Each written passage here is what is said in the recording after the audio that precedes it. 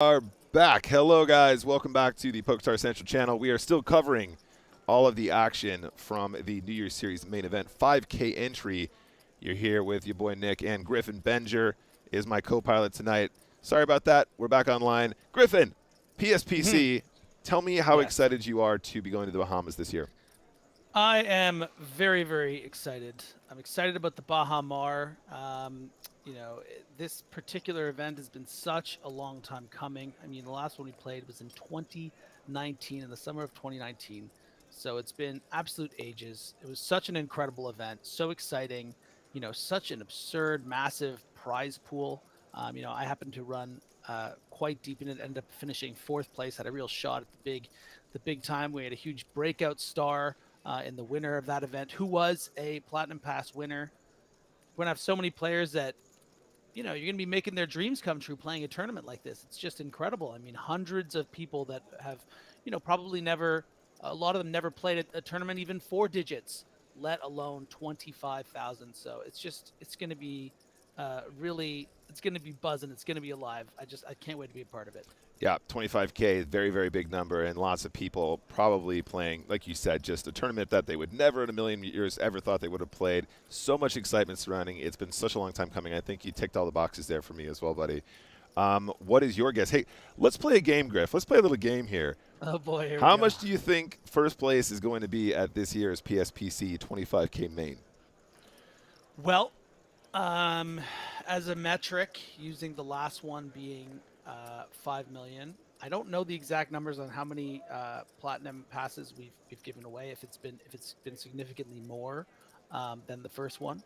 If I'm to assume, it's maybe a bit more because of the amount of time. Yep. That is accurate, by the way. I don't remember the exact number, but we have done lots since in between in the interim. So yes, there's going to be probably a few hundred more. I would imagine. Okay, so I'm gonna guess that it's going to be 5,994,000, like really to annoy us. Like they won't make it a clean 6, just to how they do that. They just just bump it up a bit. No, I think it'll be maybe 6 million. Why not? 6 million sounds like a fun number. All right, chat, you heard it here first. Griffin Bender's official guess: 6 million. Yeah, I don't know. I'm gonna get an email, be like, "Oh, he's saying 6 million. We can't do 1.2 like we were gonna do it."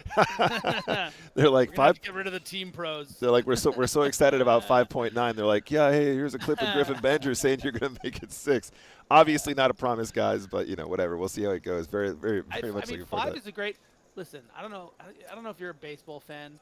I remember Vladimir Guerrero Jr. when he's in his 2nd year with the Jays. He hit 48 home runs, and he just said, "I hope to just do as well as I did last year." And then, he didn't, because it was a really hard to get $5 million for first place is an incredible thing. So if it's just that, if it's less, I'll be disappointed. Put it that way. No, I think that's fair, and I think like you said, given all the anticipation and all the sort of extra time that we've had to sort of aggregate additional platinum passes, and perhaps other people, having big scores and feeling like they're going to take a shot. Yeah, I don't think that's completely unreasonable, and I'm very excited to see if we get those numbers. But Baha Mar Resort as well, guys. First time ever being there, and yeah, hopefully going to be checking out the amenities. You a big mini golf fan, Griff? I will happily play mini golf. I haven't played it in a while, but I'm a big golfer, so any chance to play mini golf. Nice. I assume there's a mini golf situation at the. So I think there's a full 18, like luxury 18-hole mini golf course on the resort. So I think we might have to go and have a little game. That's great. The one thing that I'm looking forward to thinking about doing, but not doing for the maybe 8th time that I've been to the PCCA is going to check out Pig Island and swim with the pigs. I always say this is the year. Let's do it. It's never the year. It's never the year. I'm never going to swim with the pigs. I'm going to be so busy. I'm going to be even more busy this time than I have in recent years. But I'm most excited to swim with the pigs. All right, man. Let's do that as well, guys. We're going to get back to the action, back to our final table. If you've just joined us, you are following the New Year's Series 125H. That's the high event, 5K buy-in main event. The first time we've ever run a New Year's Series, and we're playing for a first place prize of over $290,000. Welcome back, guys. Everything is working. Hello to the YouTube. We're sorry that we weren't online there. We apologize for that. We've now rectified our technical difficulties, and we are back broadcasting to the universe. For the record, it was Nick's fault. You want to put me on record? I got more to say, Nick. You want to put me on blast? All right, cool. Yeah. So, I want to play a game. I'd like to play a game. Like to play a game. All right, guys, we're back, guys. Fish 2013, Jack 3 off. Putting it in the bin. A whole lot of nothing here. I have a good one. Oh, for God's sake, Griffin. He gave me a good. We're gonna stay on theme from the last one. Okay. You're gonna have to get this within the. What's it? Okay. In the spirit of the PSPC, it's a $25,000 buy-in. What are the total live earnings within 25,000 within a buy-in to the PSPC of one Benjamin Sprague? Oh my God. Benjamin Sprague's total live earnings. Total live earnings, and you have a $25,000 swing.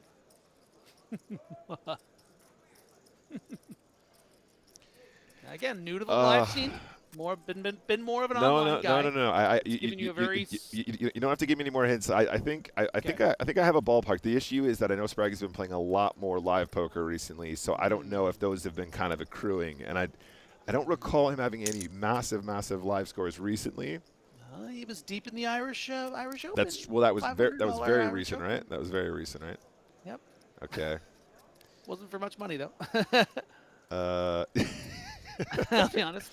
As Netstar is going to put in those 5-ish big blinds. Oh, pardon me. That is a 5 big blind, putting in a third of their stack. Okay, very confusing stuff. I'm in the middle of a game here. And actually, a very close spot for the small blind here. 7s. You have 9s here. You're going to go with it here for the 12 bigs. You have 8s. You're probably going to really think about it. But those 7s are just tough. Yeah, it's a weird spot, isn't it? And is going to just call, which is super interesting because, wow, I kind of like this. It's weird because it's kind of like, you know what? If the board comes king, queen, 10, I can just fold. Right? But if it comes, 1 over, as now we see a check back from Netstar. This is a very funny hand. It's just always awkward when you make a call and then your opponent has such a low SPR immediately on the flop, right? Because you're just like, they're just going to panic shove no matter what. So it's not like, Zero Data is just like, does he ever just have like ace 9 of hearts here once in a while? Shove is a bluff. Zero Data. Shove like you have the ace queen. Or the ace jack. Well, it's hard to have ace jack. I mean, if you think your opponent has 9s or 8s here, it would be kind of. That would be pretty spicy, right? Them checking it down. I would expect this to be clipped because it's such a unique hand. Yeah. I would demand a clipping, actually. I would demand clippage. Who clips? Yes. I know who clips on the YouTube side. Team 5 p.m. We need a clip. We need a clip. It's going to be. Come on. We need a clip. Netstar.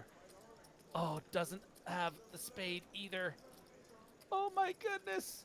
Very strange spot here. An effective, 30% of stack pre-flop shove with the jacks. Just the call with the 7s. And now turning those 7s into a bluff on the river. I mean, it's like. This has serious clip equity. Does Netstar even give him credit for 7s here? Maybe he's like, oh, he would never call with 7s here. Oh, gets the fold, the clip equity. Official clip equity. Somebody get that clip. That's how you do it. That was awesome. Oh, man. Zero Data right there. Absolutely love to see it, mate. Well, that's the thing about Zero Data. You see what happens when they get a little data to work with, right? a little bit guys check down here until the river. It's a lot of data for me to work with. That's Brilliant awesome. work from Zero Data. Love it. All right. Pocket Kings here coming in for the tree. The tree bet against one of our bigger stacks. Both players got a lot to risk here. I think Amino last probably not feeling so hot with the 4 or 5 of diamonds, though. Bella Boxy takes it down. Yeah, Amino last is going to have to, after losing that, flip and just some chip gainage by the people to their left. The Canadian's going to have to play a little chill out a little bit because doesn't have that big sort of chip lead. So don't expect to see a lot of these 5-4 suited, ace-5 off in early position type opens, I don't think, from Amino Last going forward as much with these particular chip situations. Benjamin Sprague, how much earnings? You've been avoiding it by all these incredible hands, Nick. Okay. I know what you're doing. Okay, no cheating. This is No, like trivia no, night. no, no, Don't go no, on your phone. no, You know. no, no. There's none of that. Also, I think everyone knows when I'm typing because my keyboard's so damn loud. I am going to say 60,000. Whoa, you are way off. Really? Benjamin Sprague with just $4,000 in no, 196,270 in earnings with a best live score of 40,000. Yeah, listen, he's been chipping away. He has a No, no, bunch no. of. You know what? Actually, you know what really screwed you over here? You did not know that Spraggy finished 6th in the Irish Open or UK and Ireland Poker Tour, UKIPT Galway in 2013. 10 years ago, had a score for 40,000. That threw off your whole. That was a big one for guessing. sure. Yeah, for sure. Yeah, yeah. So, and then of course, cashed in the 25K at the PSPC 3 years ago, breaking onto the scene. Big numbers. So you, you didn't do well that one. Perry Mason here though is doing really well with this flop, deciding to peel to try to flop some equity, did exactly that, and is up against the perfect hand, really, to potentially get a fold out of. A lot of ace-highs will call on this lead shove because of Perry Mason having these kind of hands in this situation, but Queen-Jack is not a great defense against it.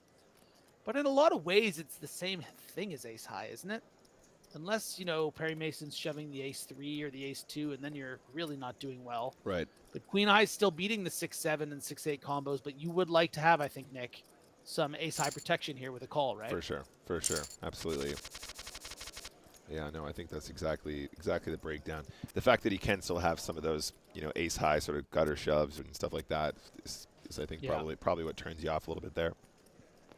So a bit of a slow start to the FT in regards to eliminations, but definitely a couple of players in the danger zone. Danger zone! Nice. I am Luckbox folded too, but he's got a whole lot of nutting on the button here. Definitely a player that does not want to get caught playing too many random hands from the button when he's sitting directly to the right of one of the shorties. In fact, 2 of the shorties, I should say.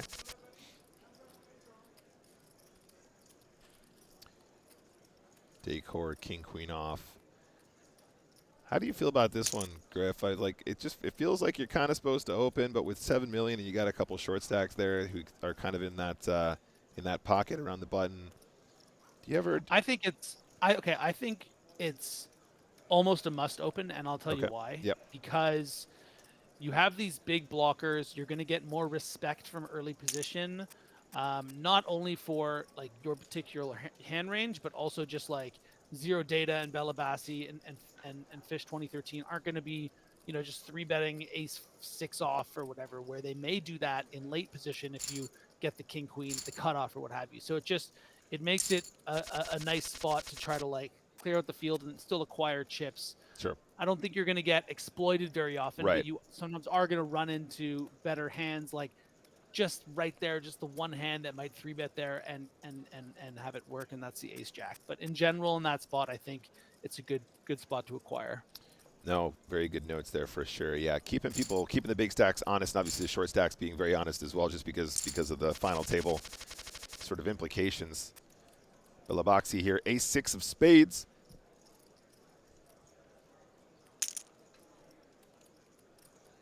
Oh, we got a clip from Tom. Thanks, Tom. Thank you, Tom. You're the man. It was an official clipper. Thank you, sir.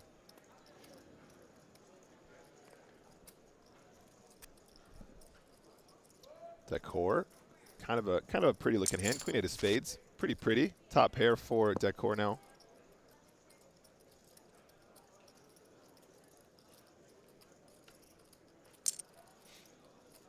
Continuation from the ace-6 of spades. Decor with the option.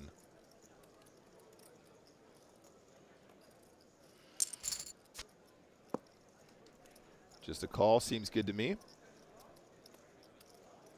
Three of clubs, kind of a brick. Yeah, quite a significant range advantage for Balabasi here, but you are going to be up against a fair bit of queens and tens. Could probably get a 10 to fold on the turn with a big bet.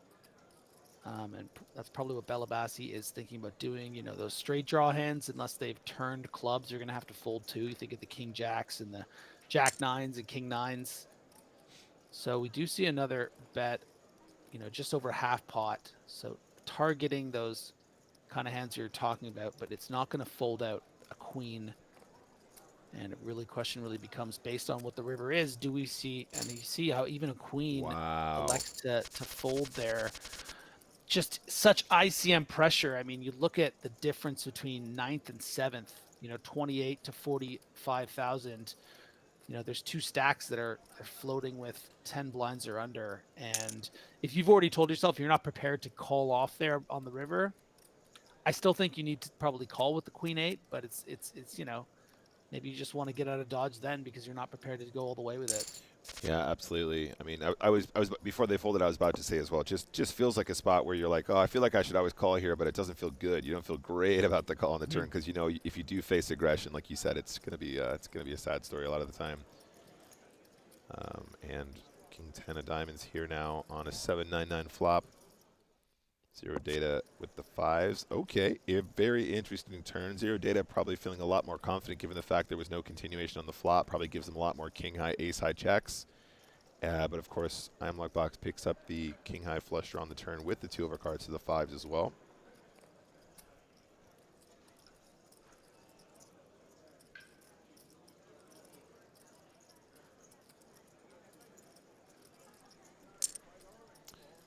I like it. I like it a lot.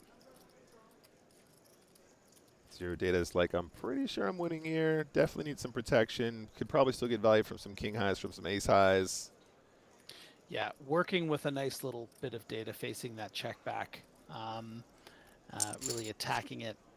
And unfortunately, you know, the reason why zero data bets that sort of big amount is expecting to actually get quite a nice amount of value from those, like you said, Nick, those ace highs. Yep. Unfortunately, you know, when it does come backdoor diamonds, you got to worry that, you know, either your opponent's made a flush or, you know, when your opponent has ace high, might just check back. Right. And you're going to beat that. But once you face a bet here, I don't really think that you ever think you could really be winning. Unless, you know, we expect that somehow our opponent could turn ace high into a bluff here. Yeah, well, yeah, that's what I was about to say is I think you expect if you're betting to get value from a king high or an ace high on the turn, you're expecting a lot of them to feel confident about checking that river, you know, once it comes to jack. So it's just whether or not your opponent wants to turn an ace high into a bluff, and then if they do it more often, then obviously you feel better about the call, but it's always very, very difficult to know where their head is at in that particular setup for sure. Yeah. And another good example of how the king-queen open on this kind of stack in early position should be profitable. You just got to get through these slightly better hands. And so far, you know, folded out the ace-3, ace-8, and now the end boss of this hand, the ace-10. But man, these players are so strong. It's just hard to know what to do against stuff like this. You kind of just need to fold, right? Yeah. Yeah, absolutely. And it's just, you know, zero data, obviously, just taking the more aggressive line here pre-flop. You do put that player in some really ugly spots here for sure. You know, opening hands like king, queen, maybe like a king, jack, something like that. King, jack suited. I think it's good, though, to take to give yourself a better understanding of why that spot will work so well at like lower buy-in levels, because not every ace jack and ace 10 that, you know, players at even the, you know, $200 level or the $50 level are just gonna find 3 bets from the small blind or what have you with those hands. You're gonna get a lot of folds a lot of the time, and, you know, maybe some calls. So that's why those king queen opens. But at this level, it's tough. You know, sometimes they're just really capable players that are willing to just take the spot, and somehow they're right. It's amazing. Do you feel like over time, especially playing more final tables, you just find yourself in more situations where you go, oh, you know what? It would be so gross if I just put in a 3-bet here because like, what are they going to do? And you start to get a real feeling for those like pinch points where you're just like, he's got to fold like ace jack suited here. He's gonna fold like Yeah, pocket jacks exactly. here. And I think that's one of the real skills of navigating final tables. And you see, when we do these, you see so much of that from these players. It's really, really exciting. Yeah, this hand right here, a bit similar. If Very Decor similar. had the king queen or the ace 10, or the ace jack off, even would probably, I think, fold out a lot of the time. Tens are going to be a bit too high up in the range, and you're going to see a shove, which is going to be a nice chip acquisition here for Decor. Right, but it's very similar as well, Griff. Like you said, if we're playing some lower stakes games, a lot of players going, oh, we're so close to like top 5 money, top 3 money, like pocket tens. Like, I just don't want to run into jacks here. I'm just gonna fold. I don't want to run into kings here. So, again, probably finding a lot more. I guess the adjustment being though as well, like I'm playing very capable players, therefore they're capable of 3-betting light. Therefore, tens is like a monster here, right? Yes. And then other situations where you're like, this guy's a complete unknown, probably just literally has ace king. Queens, kings, aces, that kind of thing, therefore can make the tighter fold for sure. Aces for Senor Luckbox.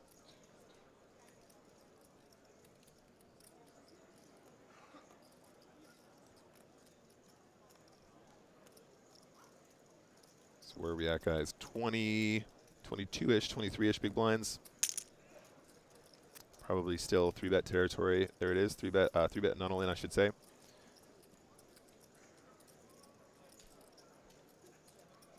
It's really funny we've had those 3 hands in a row now, Griff, because we saw this pretty much the same setup. It was king queen versus ace 10 off. It was tens versus a king jack off, and now literally the player in the small blind actually has the hand that they were trying to represent in the previous two spots. And just like you said, ace jack off, they're obviously just under a lot of pressure.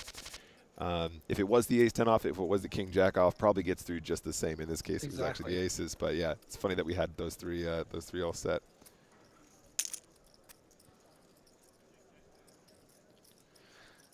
And Amino last with the third king queen off in early position in a row that we've seen sort of in the last 5, 6, 7 hands. You'd have to imagine that this one should have better chance of getting through. However, Perry Mason with the ace 10 in the small, you would think that ace jack would go in here. Ace 10 on the other hand, if you think how do you think you're doing against the range of Amino Last? Amino Last has been the most active player on the table. We've seen some loose opens, the ace 5, the 4-5 suited, the king jack offs, and the like. But Amino Last did lose some chips, down to 12 million. Not going to be raising, I don't think, the ace X off worse than ace 10. Certainly some suited aces are going to be raised and probably going to fold even here to the 10 big blinds. Those king queens and king jacks you're ahead of. Those pairs you're flipping against. The same full range breakdown, Nick. The same setup again, buddy. Ace 10 off at the small blind, just go king queen from early position. You are the short stack with Netstar here. There's not someone that you think you can just really wait on to get that $5,000 pay jump, which is really effectively just a buy-in. And instead, just calls. So some very outside of the box stuff, and you have to wonder, the players playing in a 5K buy-in, right, online are some of the most studied and experienced for sure players out there, and you have to wonder that maybe they're experimenting with some things about these situations where instead of just shove or fold, find calls in certain spots, and that's what we're seeing here from Perry Mason. Now, having said that, if Perry Mason had shoved, would have gotten a call for the 10 bigs probably and doubled. And this is going to save him, some chips.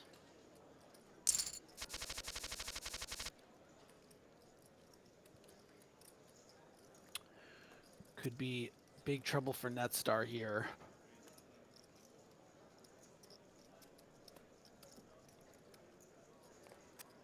Because with the way that I see this going, if Netstar shoves over this luck box open, João Matthias will almost certainly reshove and be a domination situation. Sounds about right.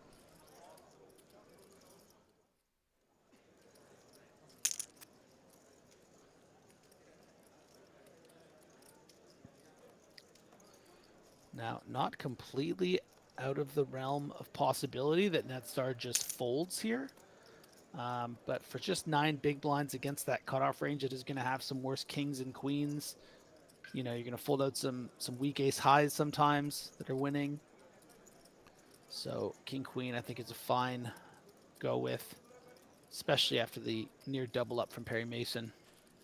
Yep, no, I think you've called it exactly, Griff. Pretty standard stuff. Ace queen off does isolate on the flop. Looking good for the ace queen still. And we have our first elimination of the day. Out in 9th place, Netstar 11. $28,347.07. Still a very, very, very deep run in this tournament. But we are now down to our official final 8. GG's to you, sir.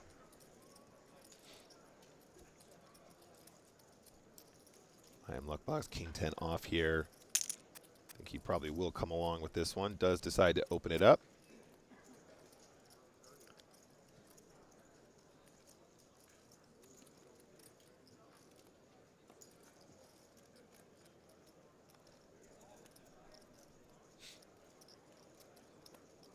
Decor again with another defender here in the big blind. Queen Jack off, I think mandatory at least calling. Don't think Queen Jack really is 3-bet. Queen Jack off is 3-bet here too often. That would seem a little bit unusual. No. That's very, very, very unconventional with that combination. Yeah. And it's one of those flops. Middle pair here for Decor. Ace high board, though, of course, Luckbox going to be attacking that quite frequently when he has the gutter ball. Ace, Queen 5, very, very frequently C-bets. Pretty much a range bet, in my opinion, Griff. Yeah, feel very good about this board here. As far as your range versus the big blind, you know you're going to get some opportunities to just sort of barrel it off too as well, to fold out some queens and maybe even some aces. I absolutely love Luckbox's size there, though, as well, right? Like under 25 effective to start the hand. Just like the nice 1/4 sizing there on the flop. Feeling really, really nice. And just folds out the queen. So, you know, you have to wonder why you defending Decor if you're not willing to. Yeah, I have to agree. I think folding the Queen Jack there seems very, very, very weak for the, well, I mean, considering the smaller sizing as well, right? When you're facing that, you might as well call and, you know, see if your hand improves, even if you think that you're losing straight away. But that's the second fold we've seen from Decor so far, right, Griff? Both times with a decent pair. Last time it was the Queen 8 on the Queen high board. Getting the fold on the turn against Bellaboxi's turn C-bets, and right there, Ace, Queen 5 folding on the flop. Keep an eye on that, guys. Keep an eye on that.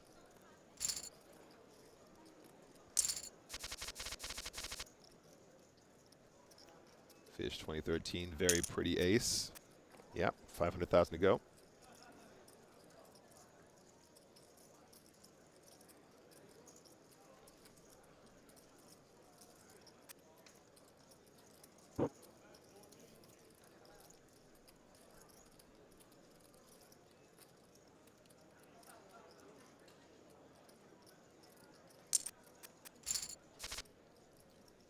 Nice flop for King Jack.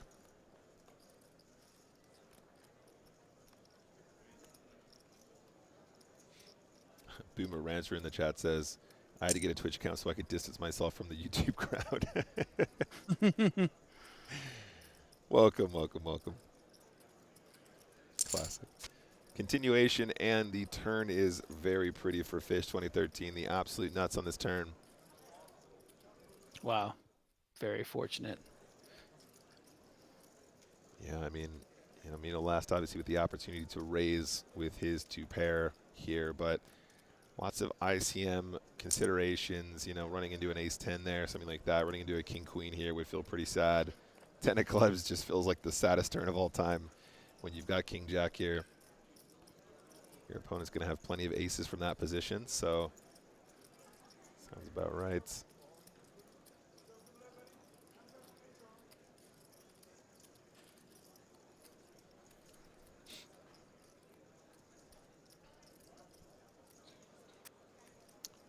Makes the right fold. Did have the opportunity to boat up, but does get away from it.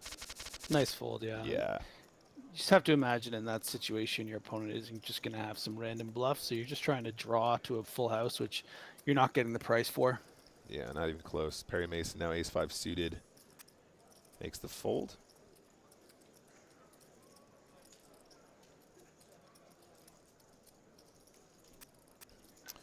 Decor. See what you got. Pocket nines.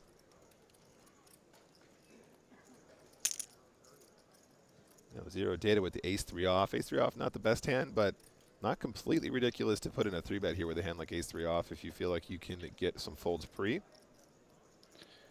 Yeah, I mean, Decor, maybe not, maybe Zero Data isn't quite aware of how, Or maybe you know, snug Decor has been playing in certain spots.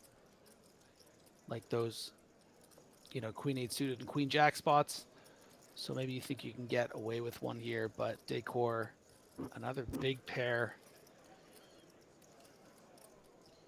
Yeah, another nice pair. We saw them shove the 10s to the 3-bet from the small blind previously. See how they feel about the 9s here.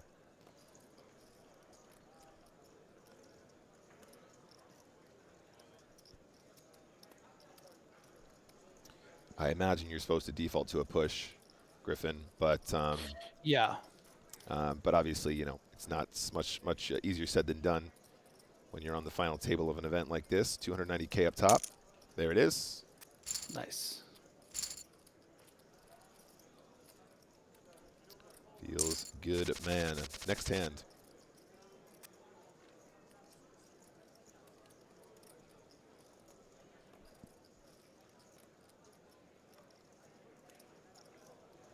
Ace Queen for Luckbox in the big here. Matthias considering an open with King 10. And now it just becomes a question of, is Luckbox going to play this as a shove for the 23 big blinds or just a call and not open yourself up to, you know, busting before Perry Mason? Right. Yep, such an interesting dynamic. You've got that short stack directly to your left. Ace Queen off, very, very strong hand. You know, one of the bigger stacks are going to have a wider range here as well. Sometimes they'll be making that adjustment as they have more chips, applying this kind of pressure. Pretty much going to commit most of it.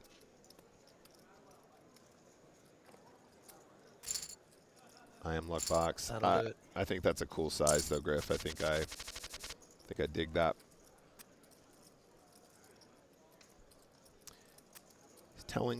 He's telling the story. He's like, you know, this is a big hand. This is a big hand, sir. King 8 suited, Bella Boxy. I am Luckbox. Again, not a completely unreasonable 3-bet here from ace 4 off. We saw Zero Data making use of these sort of low unsuited aces where you can still make ace 2, 3, 4, 5. You can still make the wheel. Ace 4 off going to go in the bin here. I think probably ace 5 off is a lot more frequently used than ace 4 off, but, you know, that's just solver stuff. Perry Mason with the king queen. What are they going to do this time, Griff? Hey, this time it's going in. All right. There it is. There it is. Yeah, Perry Mason closing the gap here a little bit. Managed to chip up to 5.3 milli now.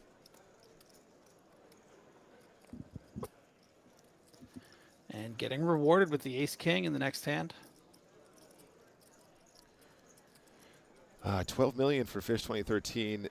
Might widen that range up. Does completely avoid the ace deuce off. Don't blame him. Ace deuce off in many of these situations still not really feeling fantastic. I don't think he's the runaway chip leader just yet, so I can appreciate that for sure.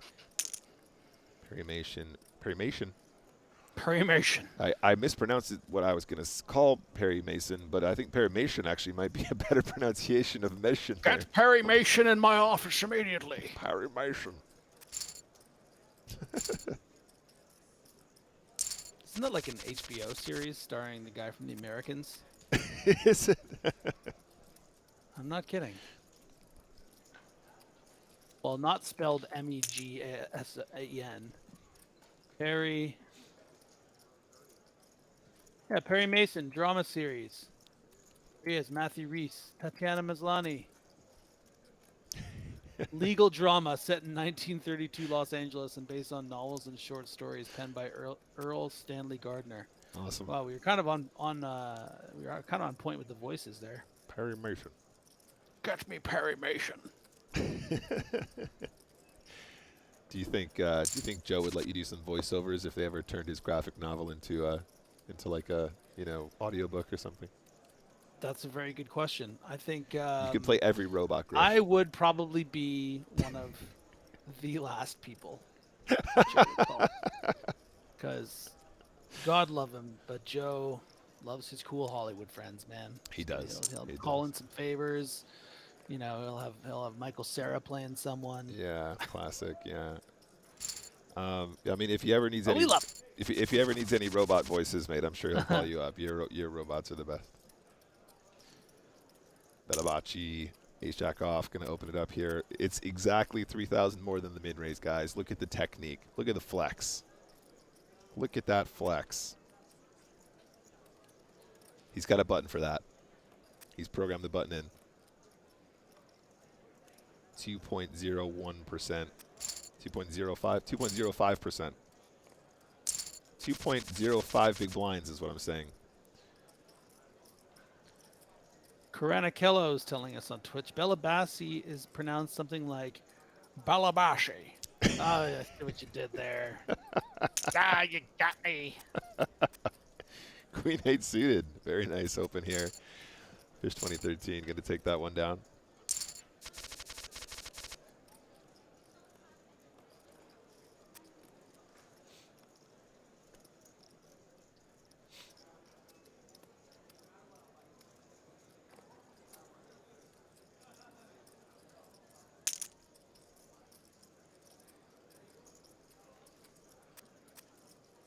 And more early position king-queen spots that may or may not. And see what I mean? Look at get the ace-jack to fold this time. So it really depends on the player that gets the ace-jack. And what a fold ace-jack was. Top 2 pair.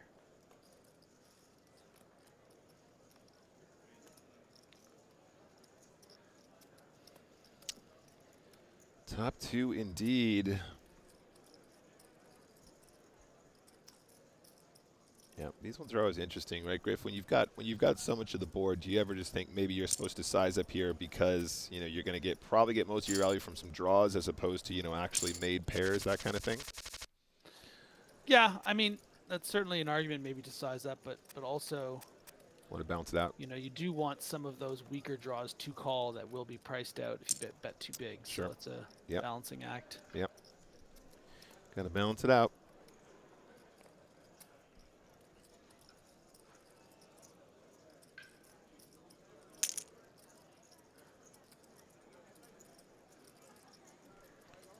Fish going for the wide isolation. Belaboxy does, of course, come along with the ace-7 of hearts, playing it cool. I'm assuming we see a continuation here from Fish every single time. I don't think you ISO with 6-10 off and then you don't continue this board, but I like the really small size here for sure. Ace-7 of hearts. It's one of those. Does have backdoors, is facing a ridiculously tiny bet size. I think, theoretically speaking, probably supposed to come along, but on a final table, it's like, I'm just going to get absolutely blasted in this situation. It's tough. It's sitting there and it's tough. One of the guy with $38 million in live earnings is just betting some small amount. Yeah. You're out of position and you're comfortably in 3rd place. Exactly. I don't think so. Yeah, no, exactly. It's just one of those. You're like, this is probably okay, but I'm just going to not. Yeah, seems good. Fish 2013, ace-4 suited. Probably a call here a lot of the time. Does decide to come along. Amino Last was our chip leader at the start of today. Now sitting at around 9 million to start the hand, somewhere around there.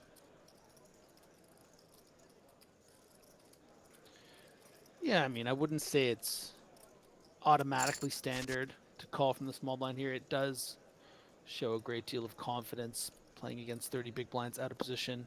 But when you're Mikita Budziakovsky and you're the chip leader, probably going to want to see 3. And these 3 are pretty good, Nick. It's not the worst flop. Not the worst.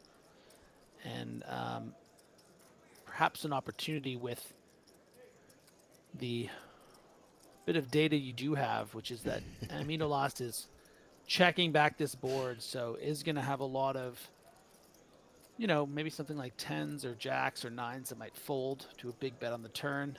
And that's why we see it sized up significantly, 150%. Now we're playing poker. Dang, that is a good size. Taking it down.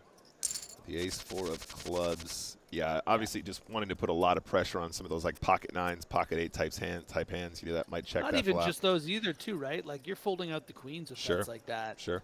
It's, you know, you're probably not folding out any king, but man, you're putting out a lot of pressure against a king by the river by doing that. And then, you know, maybe the river completes something. Like if there was a backdoor flush to draw there, I'm not sure if that was the case. Yeah. Yeah, absolutely. No, I think that's very, very spicy. It's very spice. Very, very spice. Luck box here deciding whether or not to continue with this ace-8 of spades. Is going to go for that 3-bet, and it's going to be against the exact kind of hand that I think Decor is going to whip right into the muck. Yep. Been very patient so far, Decor. Seen a few tighter folds. I imagine this is, I mean, you know, you got king-queen here. You're not feeling great about being 3-bet in this situation. Seen a lot of king-queen action, Griff. We started a whole king-queen thing going on here. Yeah. It's the classic queen. You know, back in my day, Nick, king-queen was the stars nuts. Yeah, I remember. I recall. Now it's the nines. Now it's the nines, Right. yeah. Has it changed, or are we still at nines? It's still nines, still the stars nuts. Perry Mason, Perry Mason, Perry Mason, Jack 10 diamonds. Yes. Oh, my Perry goodness. Mason. Perry Mace. It's not about sex, Perry. It's about trust. Wow. Perry Mason. Effectively putting in 60% of their stack.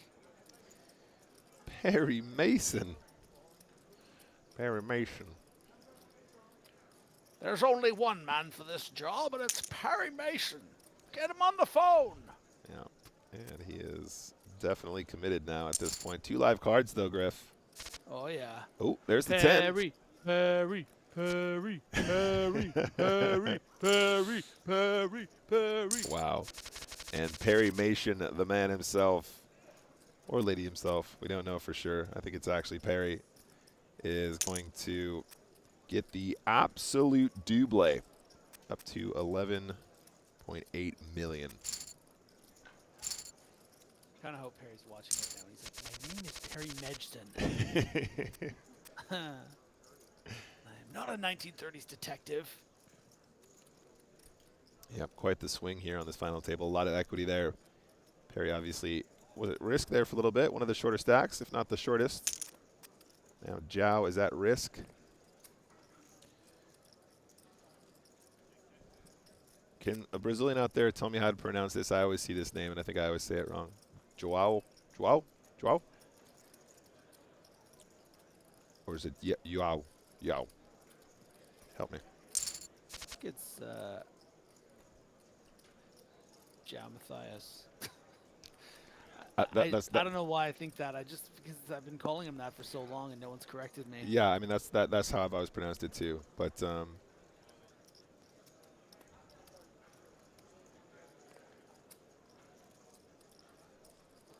I'm a luck box just licking their lips, I think, on this dry board, knowing that Decor at this point, you know, I don't know if it's been half an hour. It probably has been, at least for the Queen 8 hand. So you have some sort of indication, if you are watching the delayed stream, that Decor is folding pretty tight on these blind defends. So a call like this, a snap call on this flop, I think Luckbox is going to think that this is, you know, certainly some big strong ace highs like this, but also a fair bit of queens that I think will fold on the turn. yeah. You know, because so I think for that reason, I'm a Luckbox needs to size up here, needs to bet, needs to rep that king, and doesn't do it. You haven't been watching the stream. You're playing for 300 grand, man. Yeah, it decides against the continue on the turn, unfortunately. Does he ever find a river situation? What if he just makes it like? What if he just makes it like 3 million? What if a little bit of an overbet? Oh yeah, with that flush draw, he would have checked back on the turn. Yeah, I'm not saying it's a believable story. I'm just Griff. I'm just saying it's a big number and it looks scary. Okay.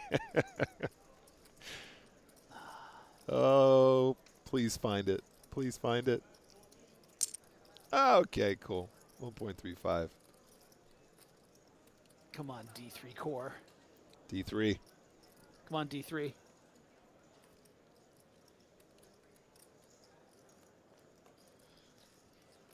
J-E-L. Jiao. Okay, cool. Sounds like we pretty much had it right in the first place. And Cardelius Cortez says, that's so small it's callable. Well, we wish you were there to make the call. Aces! Bella Baxi. and absolutely no action, not even a consideration. Folding all the way around. Fish under the gun. Ace jack suiting.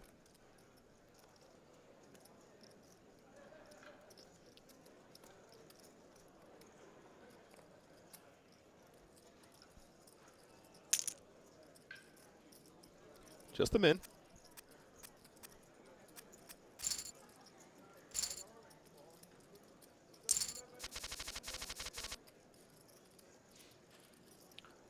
As queen.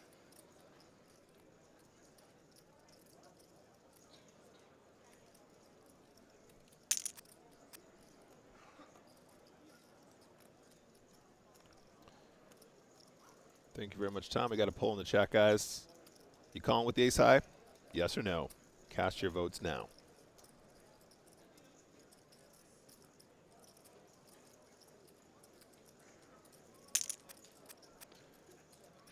If Zhao is Portuguese, the J is pronounced sh, like in shove.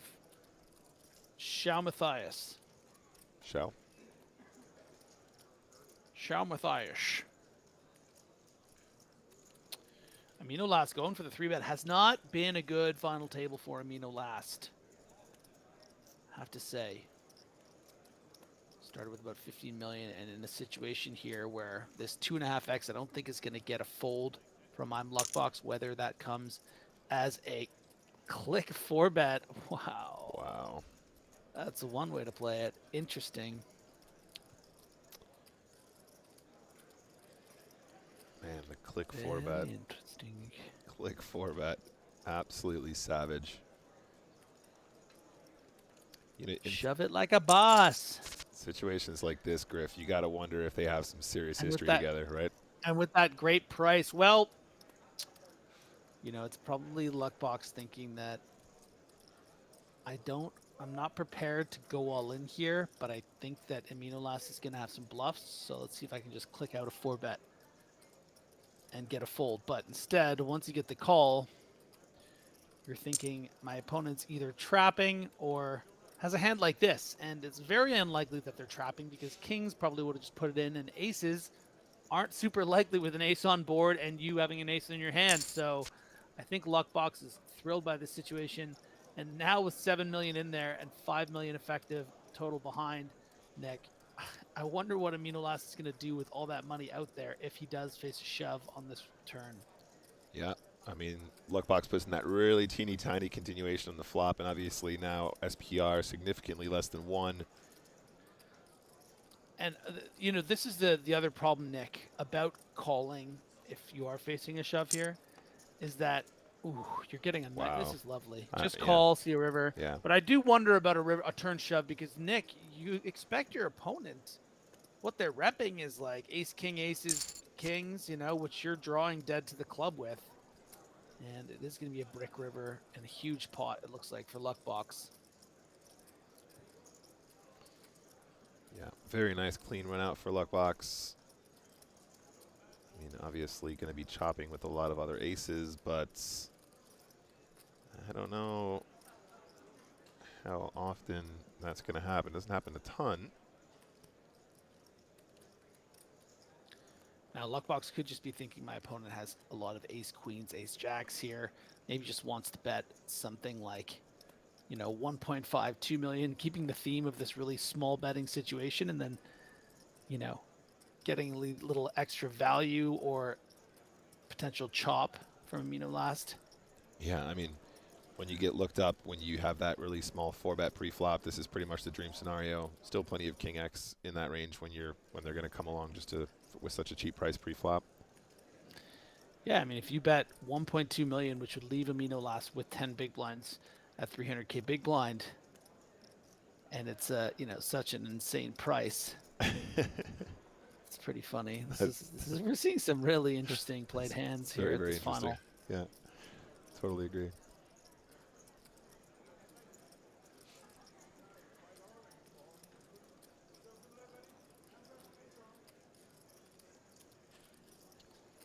Yeah, I mean, obviously, very important decision here to get it right, because just even a million more chips here, just so much dollars locked up in that. Goes for the check. Check, check, and 15 million now for I Am Luckbox. Second in chips at this stage. Huge pot. Amino last was obviously our chip leader going into our final 9 today. Down to 4 million.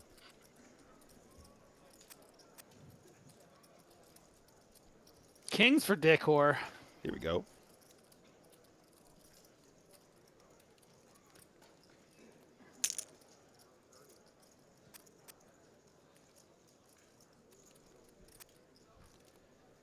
Do they get any action from the 9-8 off?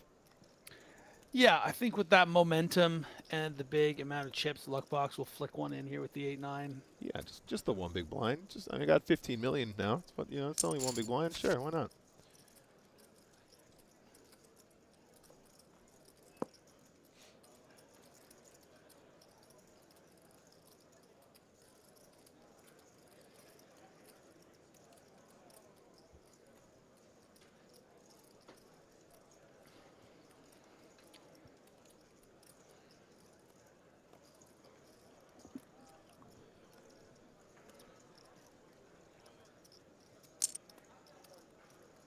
Okay. 600K to go on the flop.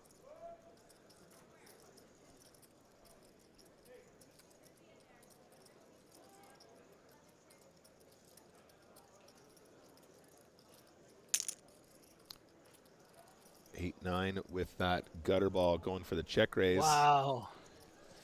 Yeah, we do very frequently see some check raises here when you have the bottom end of these gut shots. And Decor obviously loving kings, but obviously not wanting to run into a queen here. And if there's one candidate on the table from what we've seen that might be prepared to fold these kings, at least by the turn or river, it would be Decor.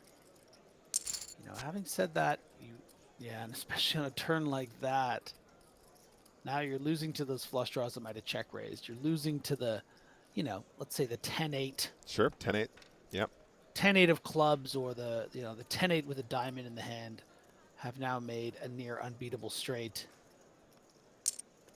Oh, man. And Luckbox just sizing it to a T that will create an opportunity for a river shove of about 75% of the pot. And it might not even get there. Decor, I think, is real scared of this turn card here. But you are still drawing to the quote-unquote nuts with a king. You're facing a 25% bet. You have to imagine a queen is the nuts too. 10 might still be the best hand. So it's about whether or not Luckbox is prepared to pull the final trigger here. And in that case, I think Decor, this particular opponent, and a lot of opponents in this situation, I think, would probably have to fold. Luckbox, what's it going to be? So tough. Yeah, I mean, you said momentum. Use that word, Griff. Goes for the check.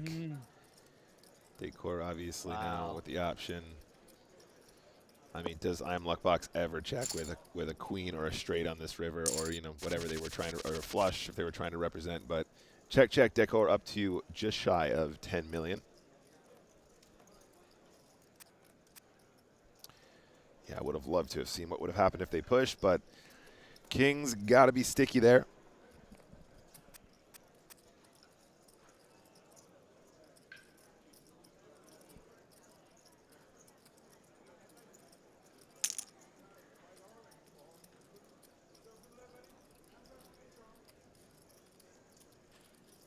Ace-9 coming in with the open. I am luck box. King-Jack off, small blinds.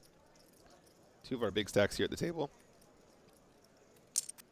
Does decide just to flat. No improvement, though. Ace-9 still the best of it.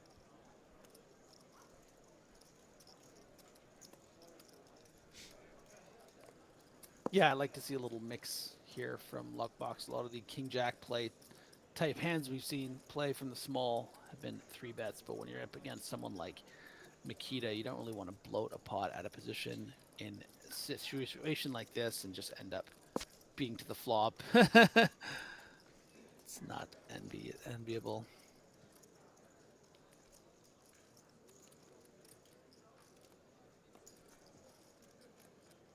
Interesting spot now as well. King-Jack obviously has some showdown with King-High. Obviously also blocking hands like King-10, King-Jack, especially once your opponent hasn't continued on this flop. Very rarely going to have a 10. Pretty much always going to continue with the top pair here if you were in Fish's position. I think. Decides to check.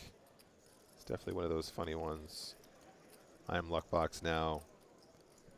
Probably thinking he's going to be up against an ace high here some of the time, so does have an opportunity to bluff if they want to. But again, King-Jack it's just got showdown, especially on the paired board. Yeah, I don't think that you think you're winning this very often, but Yeah. Fish is going to win it with the ace high. Yeah. Just feels like one of those weird ones.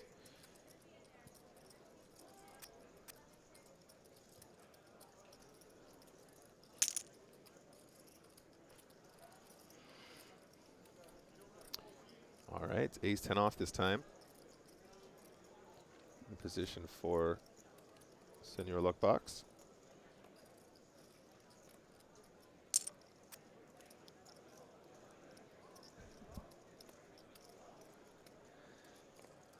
Shao might decide to take a flop here.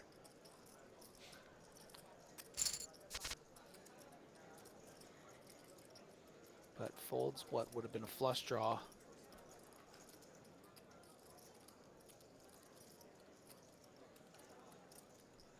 Thank you for the sub. Welcome, Curling Master. Good to see you.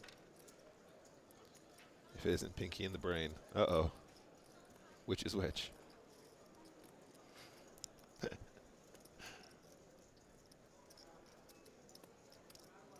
I am luck box. Very good looking 10 here. Check, check, flop.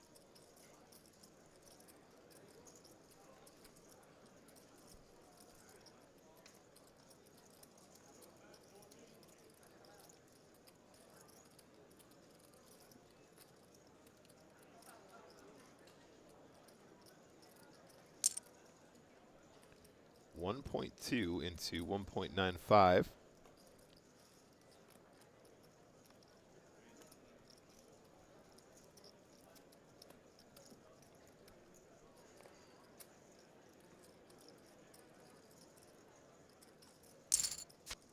Obvious call. And then Fish is in one of these weird spots now as well, Griff, right? Because obviously I'm luck box could just have a missed straight draw, could have a missed flush draw. I'm trying to think there's probably not a ton of missed straight draws. Do you think Queen-Jack always bets the flop if they call in position, for example? Yeah, I think a great deal. So I think that's what Fish is deducing here. Maybe Yep. you wanted to fold out something like, maybe a better ace or some weaker pairs that might just not Sure. want to deal with that sort of 70% bet. Mm-hmm. But the ace 10 obviously going to be calling, and I think would have called pretty comfortably on the river. And wondering now, Luckbox is thinking about betting something. Yeah. Yeah. Value. Yeah, I love the value bet here. I mean, obviously, Fish is in a situation where they could have missed spades some of the time, but you do have to wonder if they did have that kind of a hand, would they not try and take the initiative on the flop, potentially, and just try and take it away when they see the check. Mm-hmm. Although, you never really know how the player in position is going to act. So an ace-high call here, not completely outrageous, especially with such a nice price. Does make the call. I get it. I totally get it. And we're going on a break. All right, guys, that's break number 2. Still 8 players remain in this New Year's Series final table, which means we are 7 places away from crowning our winner, who will walk away with over $290,000 for that first place finish. Currently, I Am Luckbox leads the pack. We're going to go on a 5-minute break, and we'll get right back to the action.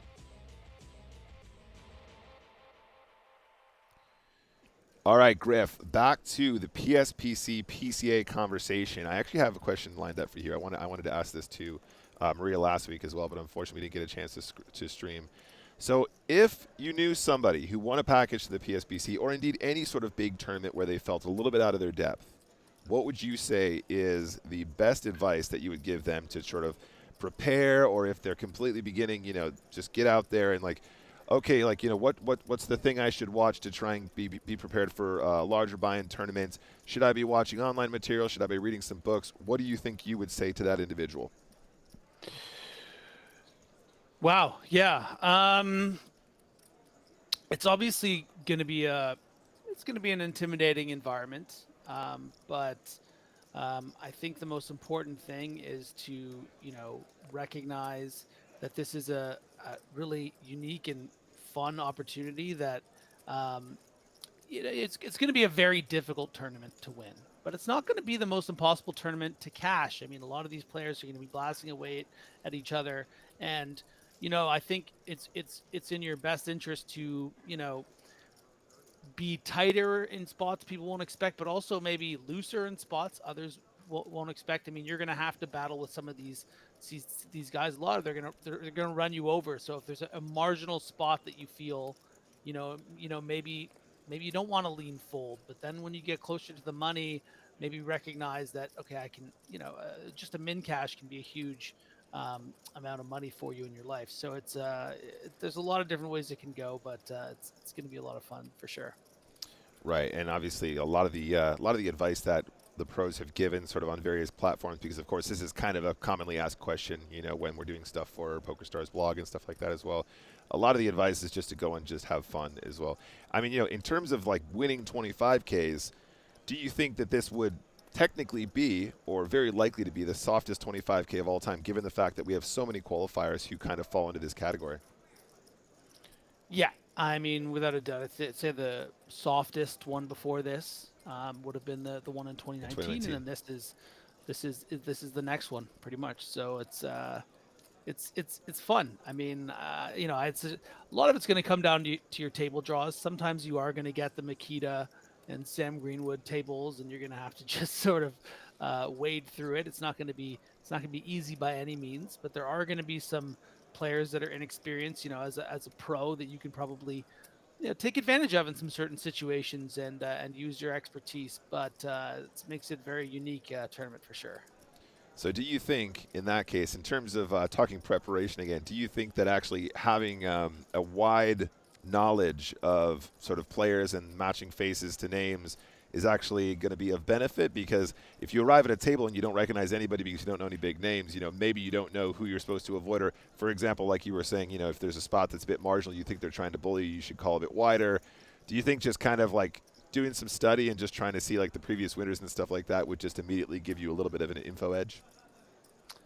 I think there are some tricks that you can utilize that I've used at the table before to get a kind of good sense of who's in the tournament. You know, if you're a social person and you feel comfortable, if you get to your table, you know, just asking around the table. There are people you don't recognize. Even just asking around the table and being like, oh, like how'd you get into the tournament, or like, you know, is this your first PokerStars event or whatever? And you'd be surprised how much people will open up. That's usually my trick in the World Series main event, is I can ask that question at the table, and then right away you get a huge idea of who you're dealing with when 4 of the 9 players say, like, this is my first one and first World Series main, and usually I play the dailies and all my friends and I pooled money together.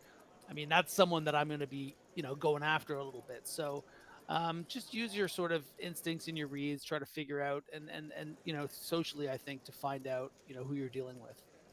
So you heard it here first, folks. Griffin Benjer, big fan of speech play. He's never it's never tilted him before. He thinks speech play is completely acceptable, and you know. That's fine.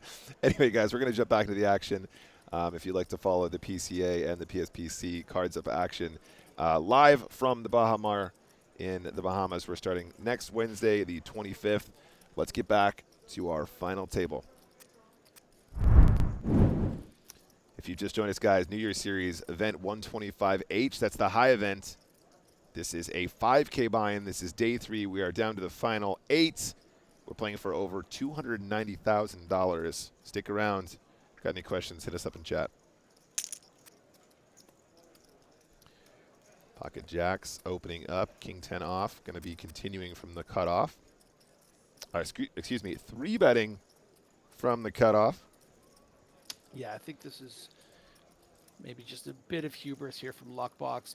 Been pretty zoned in for the last couple levels, playing some excellent poker. Of course, you know, we could be just being results oriented here. If Zero Data had the ace jack off and was prepared to fold it, then we would be saying what an amazing 3-bet. So, but yeah, you're just attacking those middle stacks. Luckbox going for it there. It didn't work out, and now Perry is going to be in some trouble here. I think if Fish 3-bets this out the gate, which is certainly more likely, Perry might just be able to fold. You know, it is just under 40 big blinds. Not enough chips, I think, to overcall, and probably too many to shove and risk running into a monster. So I think we need to get ready to see a big fold from Perry Mason, and that's exactly what we do see. Perry Mason making the good fold there. It's about trust, Perry. Speaking of Perry Mason, ace queen off now. Luckbox obviously has been opening up a little bit here. Jack 9 suited is real pretty. What do you think, Griff? Do you feel like you want to be 3-betting this? There's so many players back behind you. You just want to clean it up now, or is the earlier position open a little bit scarier, so you're going to flat with the ace queen off? I think I'd like to just clean it up. If Luckbox wants to make some ballsy light 4-bet here on my like 37 effective, like Right. good on you, man. Like Yeah, sick yeah, hand. nice you know? hand, Like, well played. Like I'm really impressed. Like I fold, I guess, with my ace queen. But like when you're doing this, like you're pretty strong. You're committing yourself to both Jao Matthias and Amino last. So it's going to be perceived as very strong. So I think it just plays nice and clean as a 3-bet there. But, you know, a lot of the times those 30, just under 40 big blind situations, maybe you want to be just calling ace queen. That one, I like a 3-bet. Sure. I dig it. Folding around now. Little blind v blind action. Ace king suited for Zero Data. Ace king suited, excuse me.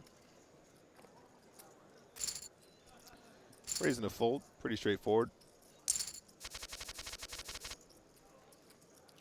Luckbox can't resist the call of the suited Jack 9.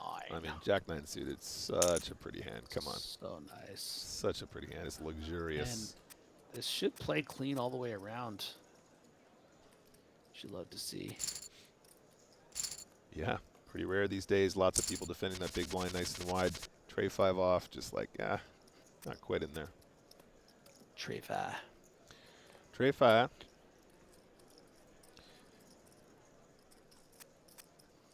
All right, this has been the hand of the day. King queen off here for Zero Data, opening up in the cutoff. Again, 2 combos you just hate to see. 10 deuce off, 10 4 off. This might just get through pre. I like that a lot.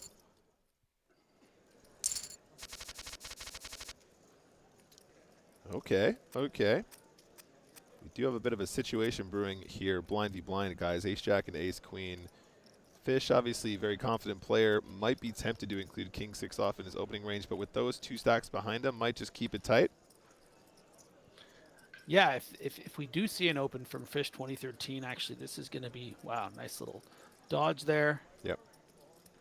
Yeah, I think if they're shorter stacks, you don't mind being a bit wider there, but I think as the deeper stacks, you probably just play it safe and play within your normal sort of ranges there. Yeah, because this is second and third in chips, 8-handed, I think this is going to be played quite passively from Luckbox after we see the limp. Could also elect to just limp raise because it's easier to play, and then if you do get face a shove, you just know ace jack is crushed. I think limp call, though, is probably the more likely. You're going to be keeping in those worse hands, and you're not going to be effectively turning your hand into a bluff by folding pre-flop after putting in a third bet. Because you can't really realistically just get in ace jack here for these 40 or so big blinds.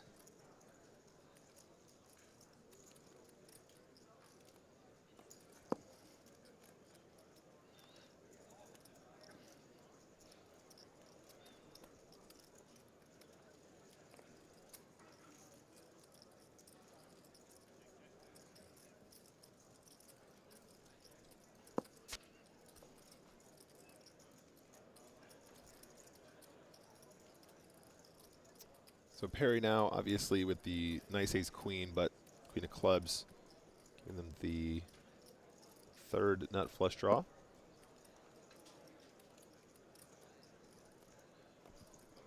I mean, if I'm Perry, I'm just thinking, why would I turn my hand into a bluff? Ace-queen is a monster. Yeah. I think I really like a check here from Perry. It's just, you know, you could argue you might get some action from some weaker clubs and stuff like that, but it's just not really that kind of dynamic at this stage in the tournament. I don't think you get, I think you just keep it safe, play it safe, and just take the check. King of spades, quite interesting though, of course. Luckbox playing it pretty cagey. Obviously could have a king here, sure, no problem. But if they do have another high card, they probably just like to take the river, and then you feel pretty good about ace queen as well. Check, check. 2.8 million going to Perry, up to 13 milli.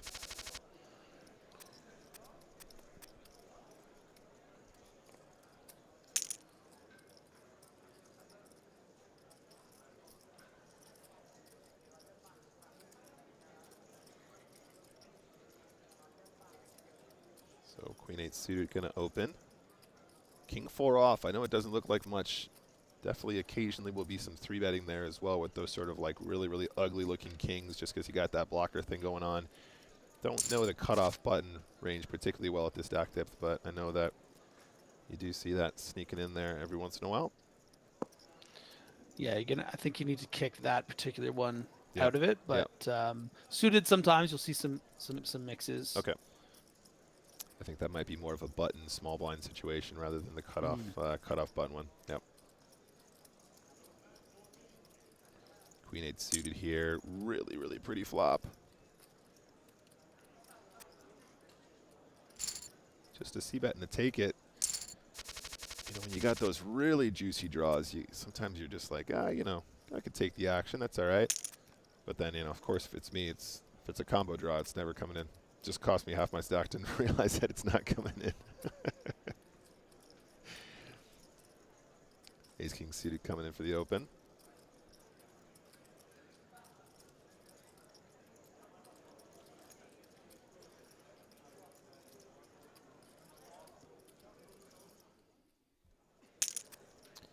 Hello. Luckbox, like, I want my chip lead back. I want that chip lead back. Thank you, sir.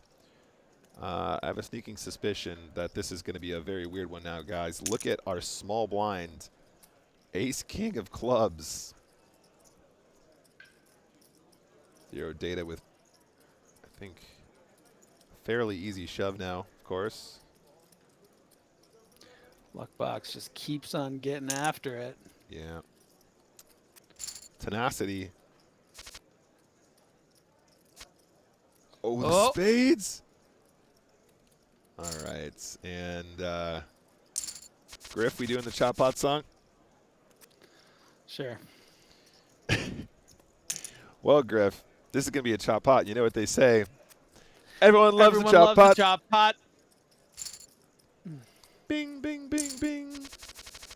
I'm going to see if I can actually get the Need to be quicker. Get the graphics. I need to be a bit quicker. It is hard over the internet. Thank you for appreciating that. Got a 10 out of 10 there. That's all I saw. I just saw the 10 out of 10. Thank you so much, our adoring fans. We appreciate you. Thank you so much. John Delano pretends he did. 19, your platinum pass is in the mail. John Delano. If John Delano is pretending like you didn't hear anything, you know it's a bad look. Yeah. You killed it before you even started. We have to get more confident. You know, we're usually here doing it with the originals, you know, guys. So we got to find our feet, or we have to invent a complete new song altogether. Where is Stapes, the master of the Chop Pot song? Exactly, exactly. We're just, you know, we're just beginners. We're trying to figure it out as we go.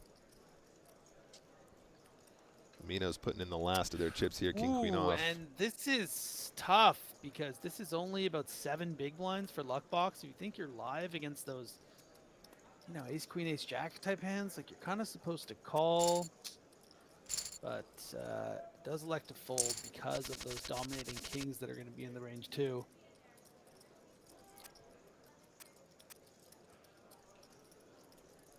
You know things are bad when you're calling for Stapes to do a Chop Pot song. You know what? You know what? You're banned. You're banned, mate. You're banned. You're banned. This is our first official. You're banned.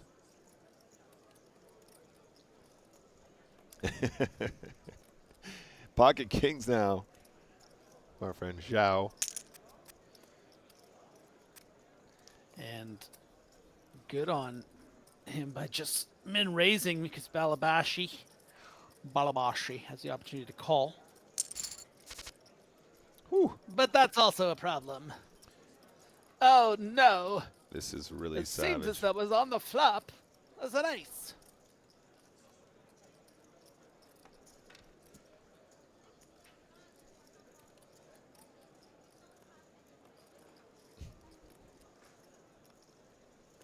We'll do better next time, Tom. Don't worry. I promise.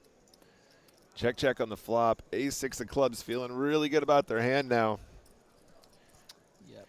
You just don't see barely any aces checked on this flop, even with SPR being relatively low here. Little 700K on the turn. Always an ace on the desk is our friend. Over under 700,000. Nick. Huh? Over under 700K. 750. Over under. I'm not money. Under. Okay. Oh. No, I mean, yeah, that's no. I was talking about Belabashi's bet. Oh, okay. Okay. I was gonna say I don't think they always bet the turn here anyway. All right. Yeah, that made you feel real smart, didn't it? Aced it. Getting the under there. Check, check. Oh wow, kings get off pretty light here, in my opinion. Do manage to retain just under a 3 million chip stack.